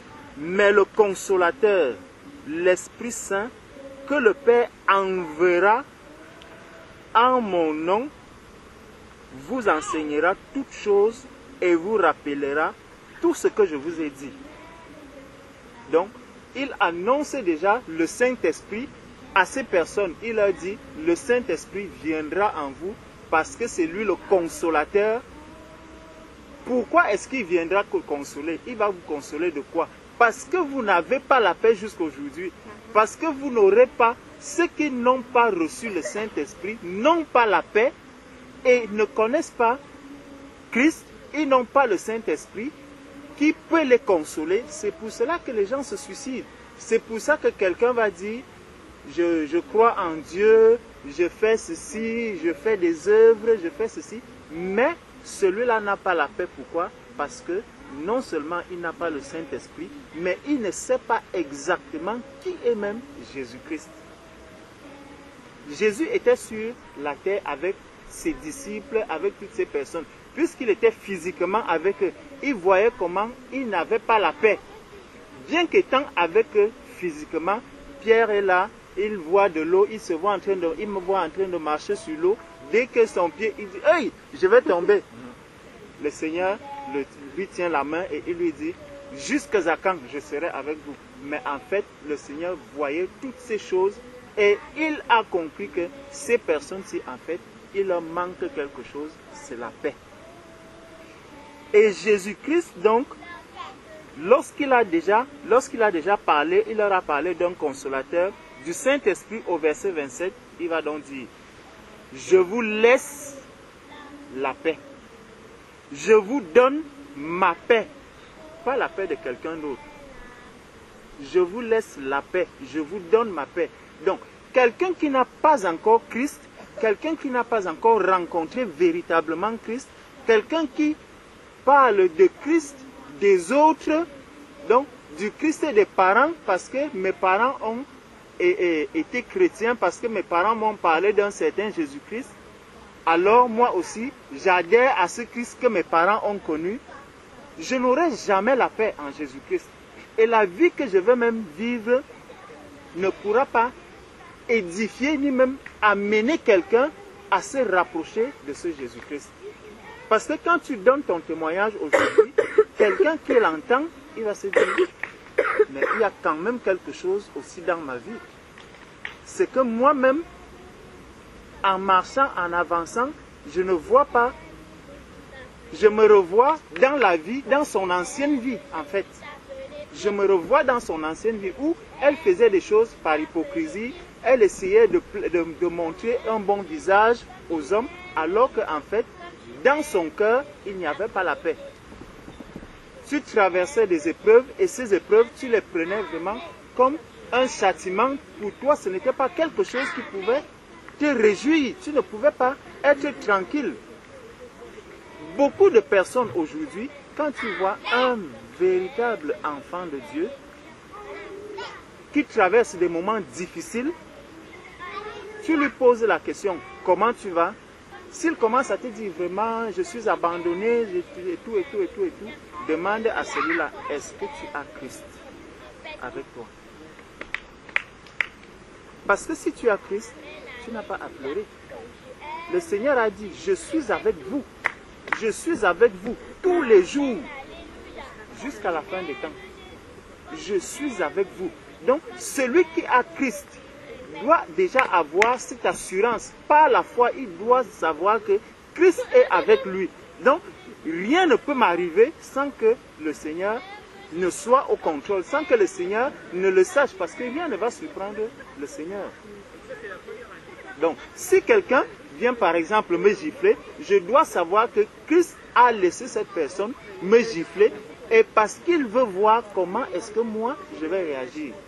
Si je suis en paix lorsqu'on me gifle, qu'est-ce que je vais faire? Je vais me réjouir de la gifle. Parce que si je ne suis pas en paix quand on te gifle, qu'est-ce que tu vas faire? Tu vas sentir mal. Tu vas sentir mal et tu vas chercher à réagir. Mais par contre, dans le monde, c'est comme si à la fin du mois, on te donne un salaire. Quand on te donne le salaire, tu as la paix. Oui, tu as la paix, tu te réjouis. Hein? Même si le salaire n'est pas grand, mais au moins quand ce salaire arrive, tu es dans la paix. Tu te dis, ah, enfin, je vais quand même pouvoir manger un grec. Je vais quand même pouvoir manger un lapin sauté. Au moins ça, tu as la paix. La paix est dans ton cœur. Donc quand Christ lui il dit, je vous donne ma paix, je vous laisse ma paix. Ça veut donc dire que toutes les souffrances, dans toutes ces souffrances-là, je dois avoir la paix. Je dois être en paix. Amen. Tu comprends un peu ma soeur? Donc dans toute situation, je dois avoir la paix. J'ai vécu une scène ce matin. Je suis sorti et en rentrant à pied, je vois des véhicules qui se sont garés et ces véhicules étaient garés sur un passage des handicapés, sur une voie des handicapés. Alors un handicapé est arrivé, il avait le tag, il y avait 3 véhicules. Il a pris son tag, il a commencé à taguer ces véhicules, taguer. Après, quand je l'ai vu faire cela, je viens vers le monsieur, je dis bonjour monsieur, il me regarde. Je dis bonjour monsieur, excusez-moi, vous voulez déjà me prêcher quoi? Vous voulez déjà me prêcher quoi? Et les gens sont arrivés, il a tagué derrière, il a traversé les véhicules, il est revenu devant, il a encore commencé à taguer. Et les gens commencent à dire, mais il a raison, comment ils viennent aussi se garer? Je dis aux gens, on ne rend pas le mal par le mal. En fait, ce qu'il est en train de faire ne peut pas enseigner celui qui s'est garé là-dessus. Il n'y a aucun enseignement. Parce que si quelqu'un arrive et il te voit en train de taguer sur son véhicule, même si tu es handicapé, ça va créer peut-être des problèmes, peut-être il va te donner une bafle, peut-être il va commencer à t'insulter, ça va dégénérer et ça va créer autre chose. Mais par contre, si tu restes là et tu dis à la personne, vraiment monsieur, quand vous vous garez sur cette place, vous voulez que moi, je roule où? Ça touche la personne. Vous voyez? Et ça nous permet de comprendre qu'en fait, même cet handicapé, lui aussi n'a pas la paix. Il n'a pas la paix. Donc, peu importe la situation, tu peux avoir 2 pieds, tu peux être sur une chaise roulante, tu peux être dans n'importe. Mais si tu n'as pas Christ, tu n'as pas la paix.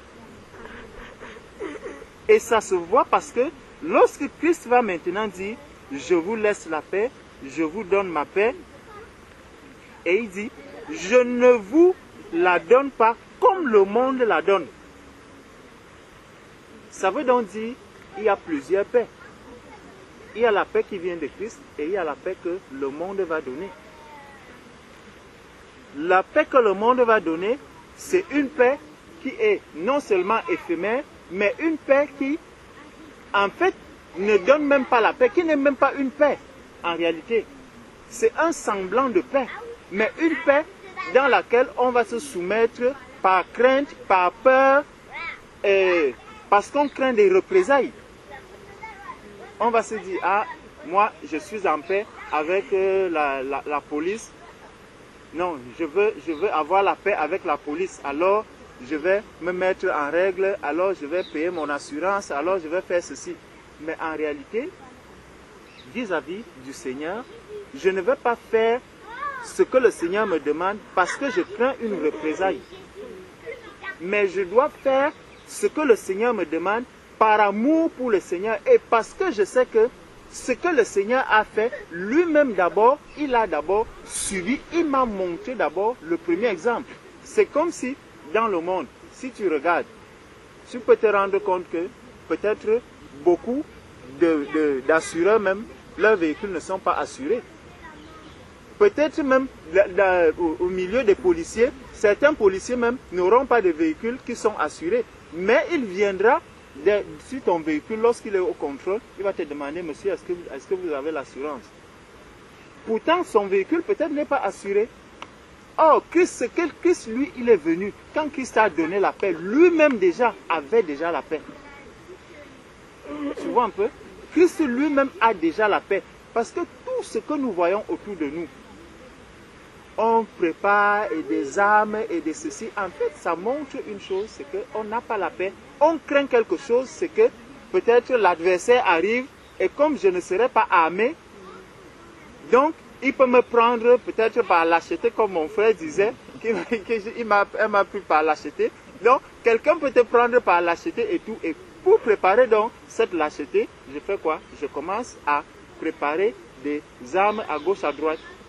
Mais pour le chrétien, lui, il a la paix. Il a la paix, ça veut dire, nous-mêmes, Christ, en venant sur la terre, était déjà notre paix. C'est ce que la Bible nous dit, que Christ est notre paix. Donc, lui étant déjà sur la terre, était déjà la paix. Et il vient donc nous donner encore Christ, donc il vient nous donner la paix. Donc, recevez Christ, recevez la paix, recevez maintenant celui qui est la paix, pas la paix que le monde vous donne. Et il va dire que votre cœur ne se trouble point et ne s'alarme point. Pourquoi donc ton cœur va encore s'alarmer de ce que dans le passé je faisais ceci, dans le passé j'étais comme ça, j'avais des craintes, je voyais ma vie, je n'arrivais pas à peut-être prier pour un malade et les yeux du malade s'ouvrent. Si tu pries pour le malade, les yeux ne s'ouvrent pas. Dis gloire à Dieu Seigneur, tu sais pourquoi cet homme est là. J'ai toujours la paix. Je n'ai pas de quoi manger. Seigneur, merci parce que aujourd'hui, toi-même tu me permets de passer cette journée sans manger, vraiment que je sois en paix. Tu vois, donc quand les moments difficiles arrivent, il faut vraiment, c'est là où tu vas montrer que tu as la paix. Ce n'est pas quand le salaire arrive à la fin du mois que tu vas dire non, oh frère, moi je suis en paix. Hein. Non, c'est quand tu vois que le compte est déjà vide. Tu continues à dire frère, comment? Oh frère, ton frère est en paix. Ton frère est en paix, il a la grâce. Ça va, tout va bien. Là, effectivement, si celui-là de nuit maintenant, il va regarder dans son compte. Il va, hey, le frère, comment il peut dire qu'il est en paix? Comment il peut dire que tout va bien? Alors que quand je le regarde, le compte est à zéro. Le compte est à zéro. Peut-être qu'il est déjà en train de tendre vers moi. Il dit non. Vraiment, je suis en paix. Je suis dans la joie. Tout va bien. Tout va bien parce que je sais que le Seigneur est au contrôle. Amen. Amen. Tu vois? Donc, ton cœur ne doit pas se troubler pour quoi que ce soit. Au niveau des études, quand ça ne va pas, sois en paix. Sois en paix. Dis seulement, Seigneur, je fais ce que toi-même tu me demandes de faire. J'ai des cours à apprendre. Je lis mes cours. Seigneur, si tu veux que ça passe, Seigneur, ça va passer. Si tu ne le veux pas, Père, gloire à toi. Je continue seulement ma route. Tu vois? Quand les autres vont se mettre à tricher à gauche, à droite, Seigneur, je m'appuie sur toi, je fais ce que j'ai pu apprendre, ce que j'ai fait, je dépose, on me donne un, Seigneur, gloire à Dieu. Amen. Et ça, c'est très difficile. Donc, quand tu vas rentrer de l'épreuve et tu vois, tu restes là, tu te dis, ouais, j'ai très mal travaillé. Mais vraiment, Seigneur, je sais que j'ai appris, mais vraiment, tout est entre tes mains. On appelle, Mifom 2. Gloire à Dieu. Tu vas, tu prends, tu es en paix, tu es dans la joie. Je dis, vraiment Seigneur, merci. Je sais que peut-être à la maison, ça va être dur, ça va être mauvais. Les représailles des parents. Mais, puisque j'ai la paix, donc ces représailles aussi vont encore venir m'adonner, attester même encore que j'ai la paix. Amen. Donc, dans la réaction que j'aurai face à ces représailles, je montrerai à mes parents que je suis en paix. Mais ça ne veut pas dire que ne va rester à la maison sans apprendre, sans rien faire, en disant « Oh, comme je suis en paix, j'ai déjà la paix. » Non. C'est pas ça que le Seigneur... Parce que plus loin, il va dire, quand tu regardes un peu plus haut, il dit, au verset 23, il va dire, si quelqu'un m'aime, il gardera ma parole et mon Père l'aimera. Tu vois. Donc la parole du Seigneur, c'est que tu puisses, si tu es à l'école, que tu puisses apprendre tes leçons, que tu sois un enfant obéissant à la maison, que tu obéisses à ton père, à ta mère, que tu fasses tout comme il se doit. Et là donc, tu as la paix du Seigneur. Mais si tu violes déjà les commandements du Seigneur, tu ne peux plus avoir cette paix. Tu ne peux plus dire que je suis en paix. Tu vois? Bon. Donc, il va donc dire, je vous laisse la paix, quand il finit donc, après, verset 28, il dit, vous avez entendu que je vous ai dit, je m'en vais et je reviens vers vous. Si vous m'aimez, vous vous réjouirez de ce que je vais au Père, car le Père est plus grand que moi. Bon. Maintenant, dans Jean chapitre 20, le Seigneur revient maintenant. Ça, c'était à la résurrection. Le Seigneur revient encore dans Jean chapitre 20, au verset 19. Le soir de ce jour, qui était le premier de la semaine, les portes du lieu où se trouvaient les disciples étant fermées à cause de la crainte. Tu vois? Donc, ils n'avaient pas la paix. Ils craignaient quelque chose. Pourtant, le Seigneur leur a dit, je vous laisse la paix, je vous donne ma paix. Mais, il leur manquait quelque chose. Donc, pour que quelqu'un ait véritablement cette paix, il faut avoir le Saint-Esprit en toi. Il faut avoir le Saint-Esprit. Ce n'est pas parce que tu vas trop lire la Bible que tu vas dire non, je suis en paix. Ce n'est pas parce que tu vas connaître beaucoup de pasteurs que tu vas dire je suis... Non, il faut avoir le Saint-Esprit. Tu as vu, le Seigneur leur a d'abord parlé du Consolateur, du Saint-Esprit. Et après, il va leur dire, je vous laisse la paix, je vous donne ma paix. Donc, il vient maintenant, les disciples ici sont dans la crainte. Ils sont dans la crainte. Le soir de ce jour qui était le premier de la semaine, les portes du lieu où se trouvaient les disciples étant fermées, à cause de la crainte qu'ils avaient des Juifs, Jésus vint, se présenta au milieu d'eux et leur dit, la paix soit avec vous. Je suis là, la paix soit avec vous. Tu vois? Et même quand on regarde, parce que pour ne pas être long, il finit de leur dire, la paix soit avec vous. Verset 20, et quand il lui dit cela, il leur montra ses mains et son côté. Les disciples furent dans la joie. En voyant le Seigneur, Jésus leur dit de nouveau, la paix soit avec vous. Comme le Père m'a envoyé, moi aussi, je vous envoie. Si quelqu'un n'a pas la paix, il ne peut pas aller. Amen. Tu vois? Donc, il envoie celui qui a la paix. Quand maintenant tu iras, comme Marie de Magdala, dis à quelqu'un que voilà ce que Jésus-Christ a fait pour moi. Tu vois, tu ne vas pas dire le Christ que dont mes parents parlaient. Non, tu vas dire Jésus, je l'ai rencontré. Je connais Christ, je peux parler maintenant de ce que Christ a fait dans ma vie. J'ai un témoignage de ma relation avec Christ, de ma vie avec Christ. Et ce témoignage est important. C'est important que chacun puisse dire, voici, en ce moment, je sais que j'ai Christ dans ma vie. Et ça se voit, ce n'est pas simplement que je vais le dire, il faut que ça se voit.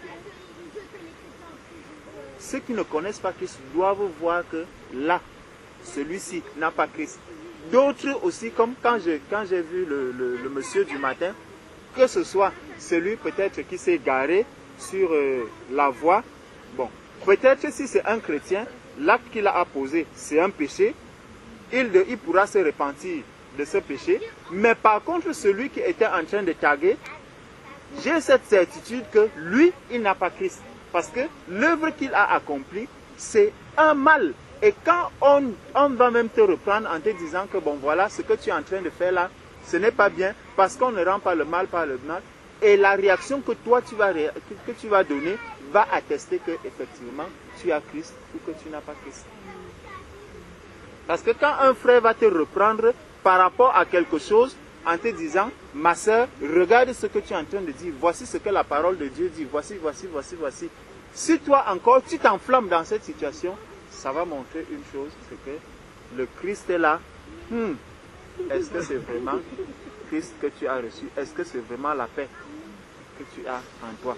Et quelqu'un, vraiment, était dans la paix parce que le Seigneur lui a parlé, il était dans l'intimité avec le Seigneur, comme le frère disait tout à l'heure, qu'il faut avoir l'assurance, la foi, que ce que le Seigneur a dit, les promesses du Seigneur, tu te les appropries, et ces paroles-là, tu les mets vraiment en pratique, tu les vis, tu dois vivre la parole de Dieu.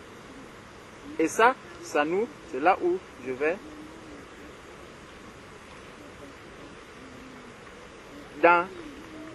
Dans Actes chapitre 23, au verset 11. Dans Actes chapitre 23, verset 11, il y a quelque chose que le Seigneur va dire à l'apôtre Paul. On nous dit, la nuit suivante, le Seigneur apparut à Paul et dit, « Prends courage, car de même que tu as rendu témoignage de moi dans Jérusalem, il faudra aussi que tu rendes témoignage dans Rome. » Tu vois, de même, ma soeur, que tu as rendu témoignage ici, au milieu de nous, ma soeur, partout où tu iras, va et rends ce témoignage. Amen. Amen. N'aie pas honte du témoignage que tu as rendu aujourd'hui. Amen. Tu comprends? Ce témoignage va édifier beaucoup de personnes. Parce que si tu as vraiment la paix, Amen. Celui à qui le Seigneur s'adresse là, c'est quelqu'un qui a déjà reçu la paix. Amen. Il a déjà reçu Christ. Et le Seigneur lui parle en lui disant que ce témoignage que tu donnes à Jérusalem va aussi le donner à Rome. Partout où tu iras, ma soeur, donne ce témoignage que tu as donné. Et Paul, ce n'était pas en roulant, en marchant sur un tapis rouge qu'il donnait ce témoignage. C'était dans des prisons où on le mettait en prison, il se mettait à louer le Seigneur, et en louant le Seigneur était en train d'accomplir un miracle dans sa vie. La prison s'ouvre et tout, et c'est là où quelqu'un vient encore recevoir la vie. Lorsque tu auras à donner ce témoignage, ma soeur, sois dans la paix dans le Seigneur et rassure-toi que ce que tu es en train de faire ne vient pas de toi, mais le Seigneur veut se glorifier, il veut faire quelque chose dans la vie des personnes qui sont là. Amen. Amen. Donc, Paul n'a pas fait donc ce que le Seigneur attendait de lui parce que tout allait bien dans sa vie. C'était dans des moments difficiles, c'était dans des épreuves. Mais puisqu'il avait l'assurance, nous avons vu, le Seigneur lui a dit, va jusqu'à Rome. Tu vas donner ce témoignage-là. Et de là jusqu'à Rome, ma soeur, il a eu à donner le témoignage à plusieurs endroits et à plusieurs personnes. Là où il ne s'imaginait même pas. Mais Paul avait reçu du Seigneur que le témoignage doit être donné à Rome. Donc, peu importe ce qui arrive là, je sais déjà que je vais arriver à Rome et que le témoignage doit être donné à Rome. Tu comprends? Donc, vous me prenez, vous me mettez même dans le poisson maintenant comme Jonas. Je suis sûr, je vais être vomi quelque part et j'arriverai à Rome. C'est pour ça que toutes les paroles qui sont là, quand le frère disait qu'il faut te les approprier, ma soeur, ce sont des paroles que le Seigneur te donne à toi. Et sache que ces paroles doivent s'accomplir dans ta vie. Amen. Qu'il pleuve, qu'il neige, qu'il fasse. On a prié tout à l'heure, il pleuvait. La pluie s'est arrêtée. Tu vois? Donc, c'est vraiment le Seigneur. Fais confiance au Seigneur que vraiment maintenant, je suis devenu un enfant de Dieu, un instrument que le Seigneur utilise pour sa gloire et pour racheter encore les âmes perdues. Tu comprends? Tu as dit, il y a quelqu'un, le Seigneur a mis quelqu'un sur ton chemin qui a commencé à te parler, à te parler, à te parler. Toi aussi maintenant, le Seigneur va te mettre sur le chemin des personnes à qui tu devras aussi parler de ton témoignage pour que ces personnes aussi, leurs yeux s'ouvrent et qu'elles commencent à se demander, mais où est-ce que je suis? Comment cette fille peut me parler de cette manière du Seigneur? Est-ce que nous croyons à un même Dieu? Est-ce que c'est le même Dieu dont j'entends souvent parler? Ou est-ce que, tu vois, pourtant, tu avais l'impression de connaître le Seigneur. Mais ce que cette personne te disait, il y avait la vie dedans. Le Seigneur dit, mes paroles sont esprit et vie. Donc tout ce que tu vas faire, sache que ma soeur, tu dois être conduite par le Seigneur et savoir que ce que le Seigneur a prévu pour tous ses enfants, cela aussi doit s'accomplir dans ta vie. Amen. Et donc Paul, bon, on ne va pas arriver jusque là-bas, mais on va voir, on regarde, on voit que dans Acte 27, Paul, effectivement, on nous dit que le départ de Paul pour Rome, avec tout ce qui va s'accomplir et les naufrages et tout, et tout, et tout. Mais quand tu vois comment Paul réagit même par rapport au naufrage, il avait déjà reçu la révélation du Seigneur depuis Acte 23, où le Seigneur lui a dit que tu iras rendre ce témoignage à Rome. C'est pour ça que même dans le naufrage, Paul leur dit que nous n'allons pas tous périr. Nous allons arriver. Parce que le Seigneur lui a déjà dit cela et il a cette assurance que mon Seigneur ne peut pas mentir. Je sais que je vais arriver à Rome. Tu vois ma soeur, je sais que je vais arriver à Rome. Si tu as le temps, tu lis Acte 27, tu vas voir tout ce qui se passe et les paroles qui sortent de la bouche de Paul. Les gens peuvent se demander que mais comment celui-ci a une telle assurance, comment celui-ci a une telle paix. Mais pour Paul, il ne se gêne pas. Il sait que ce que Dieu a dit, c'est ce qu'il accomplit. Le Seigneur veille sur sa parole pour l'accomplir. Un enfant de Dieu qui est dans la peur, qui est dans la crainte, qui est en train de balbutier, tu vois celui-là, peut-être il est dans une situation difficile, on lui dit, on va te mettre en prison, il commence à crier, il crie. Mais non, si je sais que la faute, j'ai commis une faute quand j'étais dans le monde, et que je me suis repenti de cette faute, vous voulez me mettre en prison, si c'est la justice qui dit que non, après avoir commis une faute, tu mérites 3 ans de prison. Je dis, Seigneur, je suis en paix parce que je paye la dette. L'acte que j'ai posé, Seigneur, je vais payer cet acte. Je dois être dans la joie. C'est difficile, mais il faut que cette obéissance-là, que je puisse l'avoir dans mon cœur. Et là, quand je vais, même devant les tribunaux, quand on va me dire, oh, on va payer un avocat, je dois pouvoir dire, Seigneur, vraiment, c'est toi mon avocat, tu arrives. Monsieur, reconnaissez-vous? Oui, je le reconnais. Je sais que j'avais fait ceci. Tu détailles en profondeur ce que tu as fait, l'acte que tu as posé. Ma soeur, tu vas voir comment le Seigneur va se glorifier. Peut-être on devait te donner 3 ans.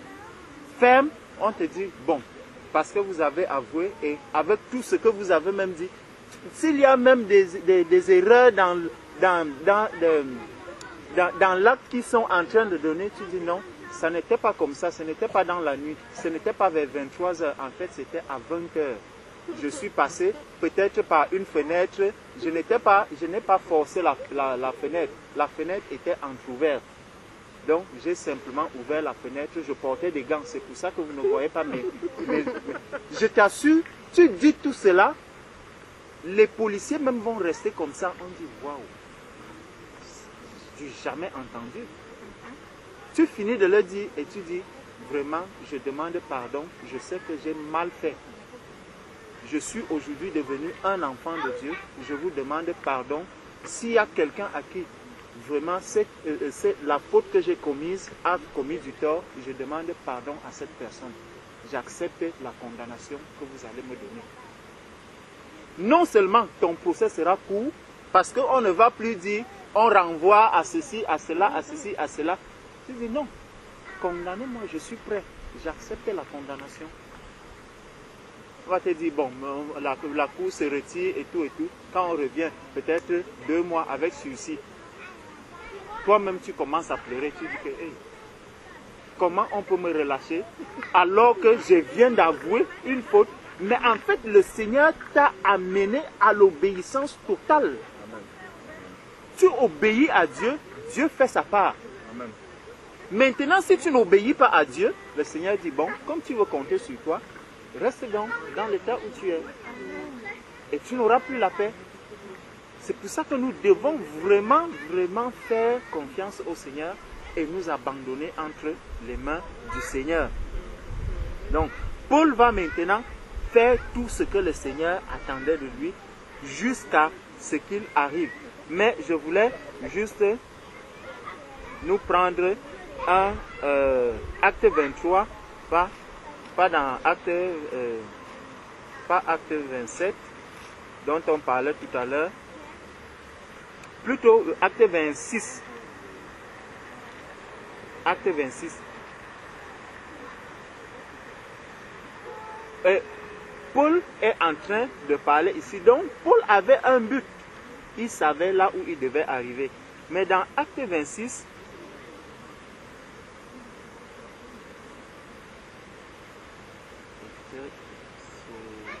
voilà. Donc, Paul va donner son témoignage. On nous dit, commençons au verset 10.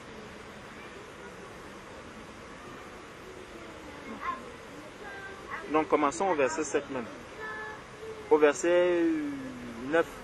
Pour moi, j'ai cru devoir agir vigoureusement contre le nom de Jésus de Nazareth. C'est ce que j'ai fait à Jérusalem. J'ai jeté en prison plusieurs des saints. Tu vois, il dit déjà, il confesse déjà tout ce qu'il a fait à tous les hommes. J'ai jeté les saints en prison, ayant reçu ce pouvoir des principaux sacrificateurs, et quand on les mettait à mort, je joignais mon suffrage à celui des autres. Regarde un peu, il dit que j'ai reçu ce pouvoir des principaux sacrificateurs.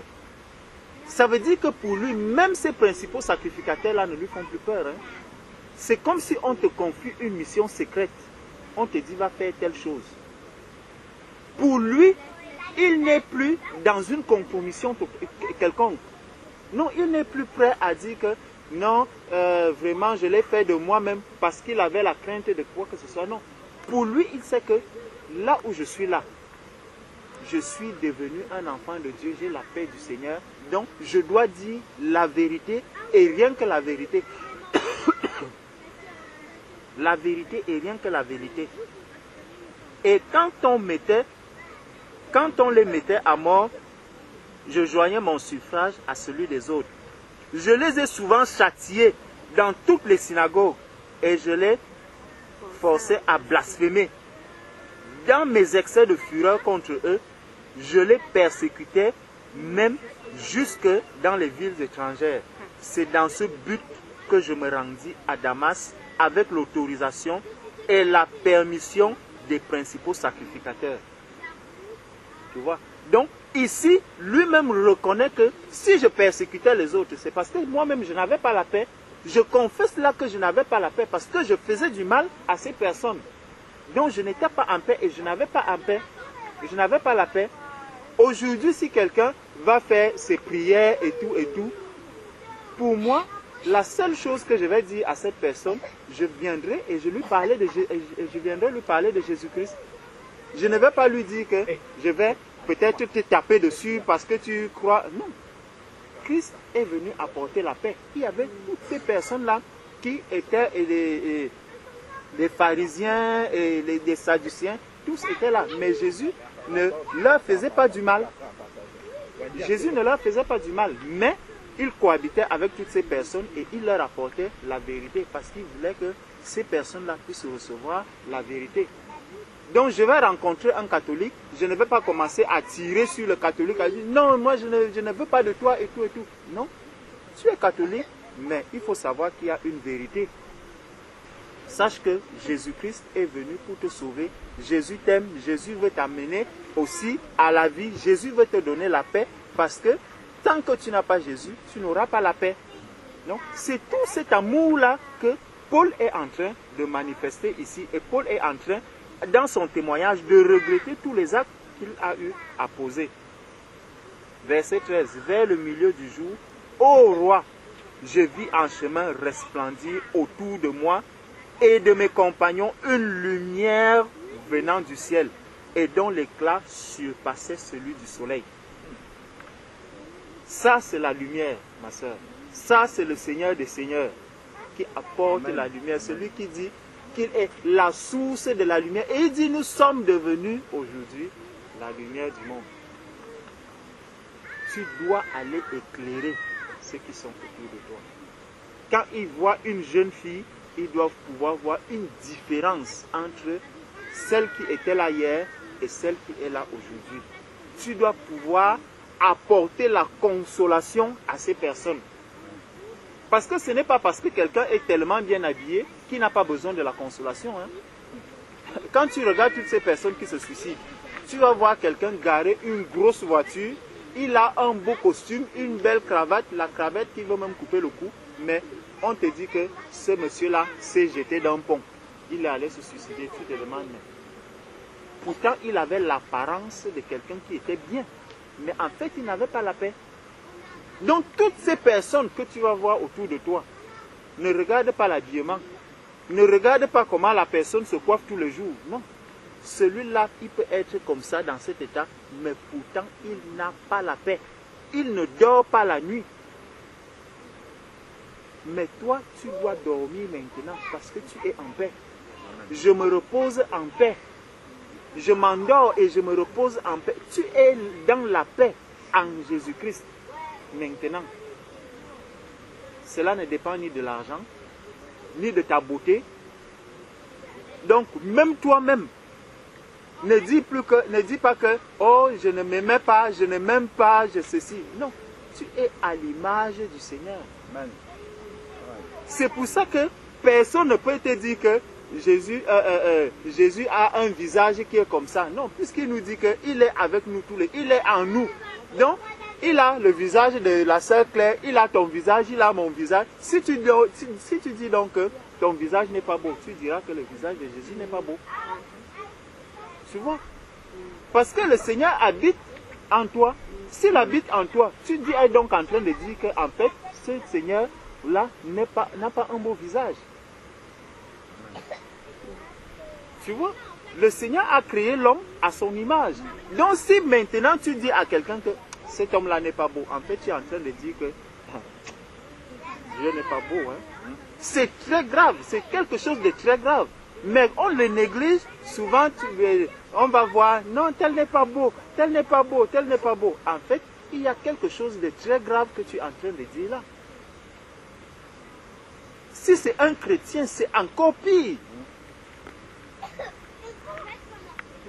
Donc, c'est vraiment des choses que nous pouvons faire et prendre à la légère, mais qui peuvent avoir des conséquences très très lourdes dans notre vie. Donc, verset 14, nous tombâmes tous par terre et j'entendis une voix qui me disait en langue hébraïque, « Saul, Saul, pourquoi me persécutes-tu? Il te serait dur de regimber contre les aiguillons. » Je répondis, « Qui es-tu, Seigneur? » Et le Seigneur dit, « Je suis Jésus que tu persécutes. » Bon, on peut lire tout ce qui est écrit. Je veux juste que on regarde encore la suite à partir du verset 19. En conséquence, roi Agrippa, je n'ai point résisté à la vision céleste. Donc, je n'ai pas résisté à ce que Dieu attendait de moi. Le Seigneur attend de toi quelque chose. Il attend de toi quelque chose. Il a des âmes à sauver à partir de ton témoignage. Amen, sœur. Donc, à ceux de Damas d'abord, puis à Jérusalem, dans toute la Judée, et chez les païens, j'ai prêché la repentance et la conversion à Dieu avec la pratique d'œuvres dignes de la repentance. Voilà pourquoi les Juifs se sont saisis de moi dans le temple et ont tâché de me faire périr. Mais grâce au secours de Dieu, j'ai subsisté jusqu'à ce jour, rendant témoignage devant les petits. C'est ce que dans Actes chapitre 23 qu'on a lu tout à l'heure, où le Seigneur lui disait que prends courage, car de même que tu as rendu témoignage de moi dans Jérusalem, il faut aussi que tu rendes témoignage dans Rome. Donc Paul a la certitude que son témoignage doit être rendu partout où il va, jusqu'à ce qu'il arrive à Rome. Et il vient encore leur dire ici que j'ai rendu ce témoignage. Donc il se réjouit de ce qu'il est en train de faire, l'œuvre du Seigneur. Tu comprends, ma soeur? Lorsque tu seras en train de faire l'œuvre du Seigneur, même si c'est devant qui, tu dois être dans la paix, tu dois te réjouir. Parce que tu sais que tu es en train d'obéir à ton maître. Tu es en train de faire la volonté de ton maître. Donc, verset 22, mais grâce au secours de Dieu, j'ai subsisté jusqu'à ce jour, rendant témoignage devant les petits et les grands, sans m'écarter en rien de ce que les prophètes et Moïse ont déclaré devoir arriver.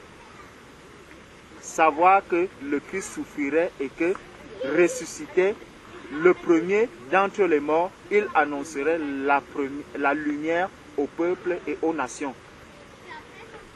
Et donc, on va voir verset 28. Et Agrippa dit à Paul, tu vas bientôt me persuader de devenir chrétien. Tu vois, il a tellement donné un témoignage puissant qu'il lui dit, ton témoignage là, vraiment, je comprends pourquoi le Seigneur t'a dit que va jusqu'à Rome. Parce que ce que tu es en train de faire là, tu veux déjà m'amener à être chrétien. Ma soeur, dis seulement ce que le Seigneur te demande de dire. Donne seulement ton témoignage là où tu dois le donner. Et Agrippa dit à Paul, tu vas... voilà, au verset 27 d'abord, c'est Paul qui va encore dire, crois-tu au prophète, roi Agrippa? Je sais que tu y crois. Tu vois, quand tu donnes ton témoignage, ma soeur, dis à la personne, est-ce que toi, si tu crois vraiment que Jésus peut faire une telle chose dans la vie d'un être? Moi, il a fait dans ma vie. Donc, je suis la preuve vivante de ce que Christ peut transformer un être humain. Christ m'a transformé. Et c'est là où Agrippa va maintenant lui dire que quand j'entends ce que tu dis là, tu veux déjà me persuader à devenir chrétien. Paul répond, que ce soit bientôt ou que ce soit tard, plaise à Dieu, que non seulement toi, mais encore tous ceux qui m'écoutent aujourd'hui, vous deveniez tel que je suis, à l'exception de ces liens. Tu vois? Donc, nous tous, nous avons un devoir, c'est d'annoncer ce que le Seigneur attend de nous, de donner ce témoignage, et afin que tous ceux qui sont autour de nous deviennent des disciples du Seigneur. Il précise bien, à l'exception de ces liens. Donc, les épreuves que toi tu auras, tu comprends, ce n'est pas les mêmes épreuves que moi j'aurai. Donc, les liens de Paul, ce n'étaient pas les liens de tout le monde. Il y a certains qui vont passer, qui auront des liens, d'autres seront emprisonnés, d'autres vont, chacun aura sa part de souffrance, mais il faut que le témoignage de Christ soit donné. Il faut que ce que Christ t'a demandé de faire, que tu puisses le faire. Si tu n'écoutes donc pas le Seigneur, si tu n'as donc pas l'intimité avec le Seigneur, si tu n'es donc pas chaque jour en communion avec le Seigneur ne pourra pas te parler parce que tes oreilles ne seront pas aiguisées, tu ne seras pas prête à écouter ce que le Seigneur dit. Il faut donc rester dans l'intimité avec le Seigneur, méditer continuellement la parole et être toujours à l'écoute du Seigneur. C'est comme ça que Paul a reçu cette révélation. Et puisqu'il l'a reçu, il sait que c'est la vérité et c'est ce qui doit s'accomplir dans sa vie. Peu importe qu'il pleuve, qu'il neige, qu'on monte, qu'on descende, il doit arriver à Rome. Et ce que le Seigneur lui a demandé de faire, il le fait fidèlement comme le Seigneur attendait de lui.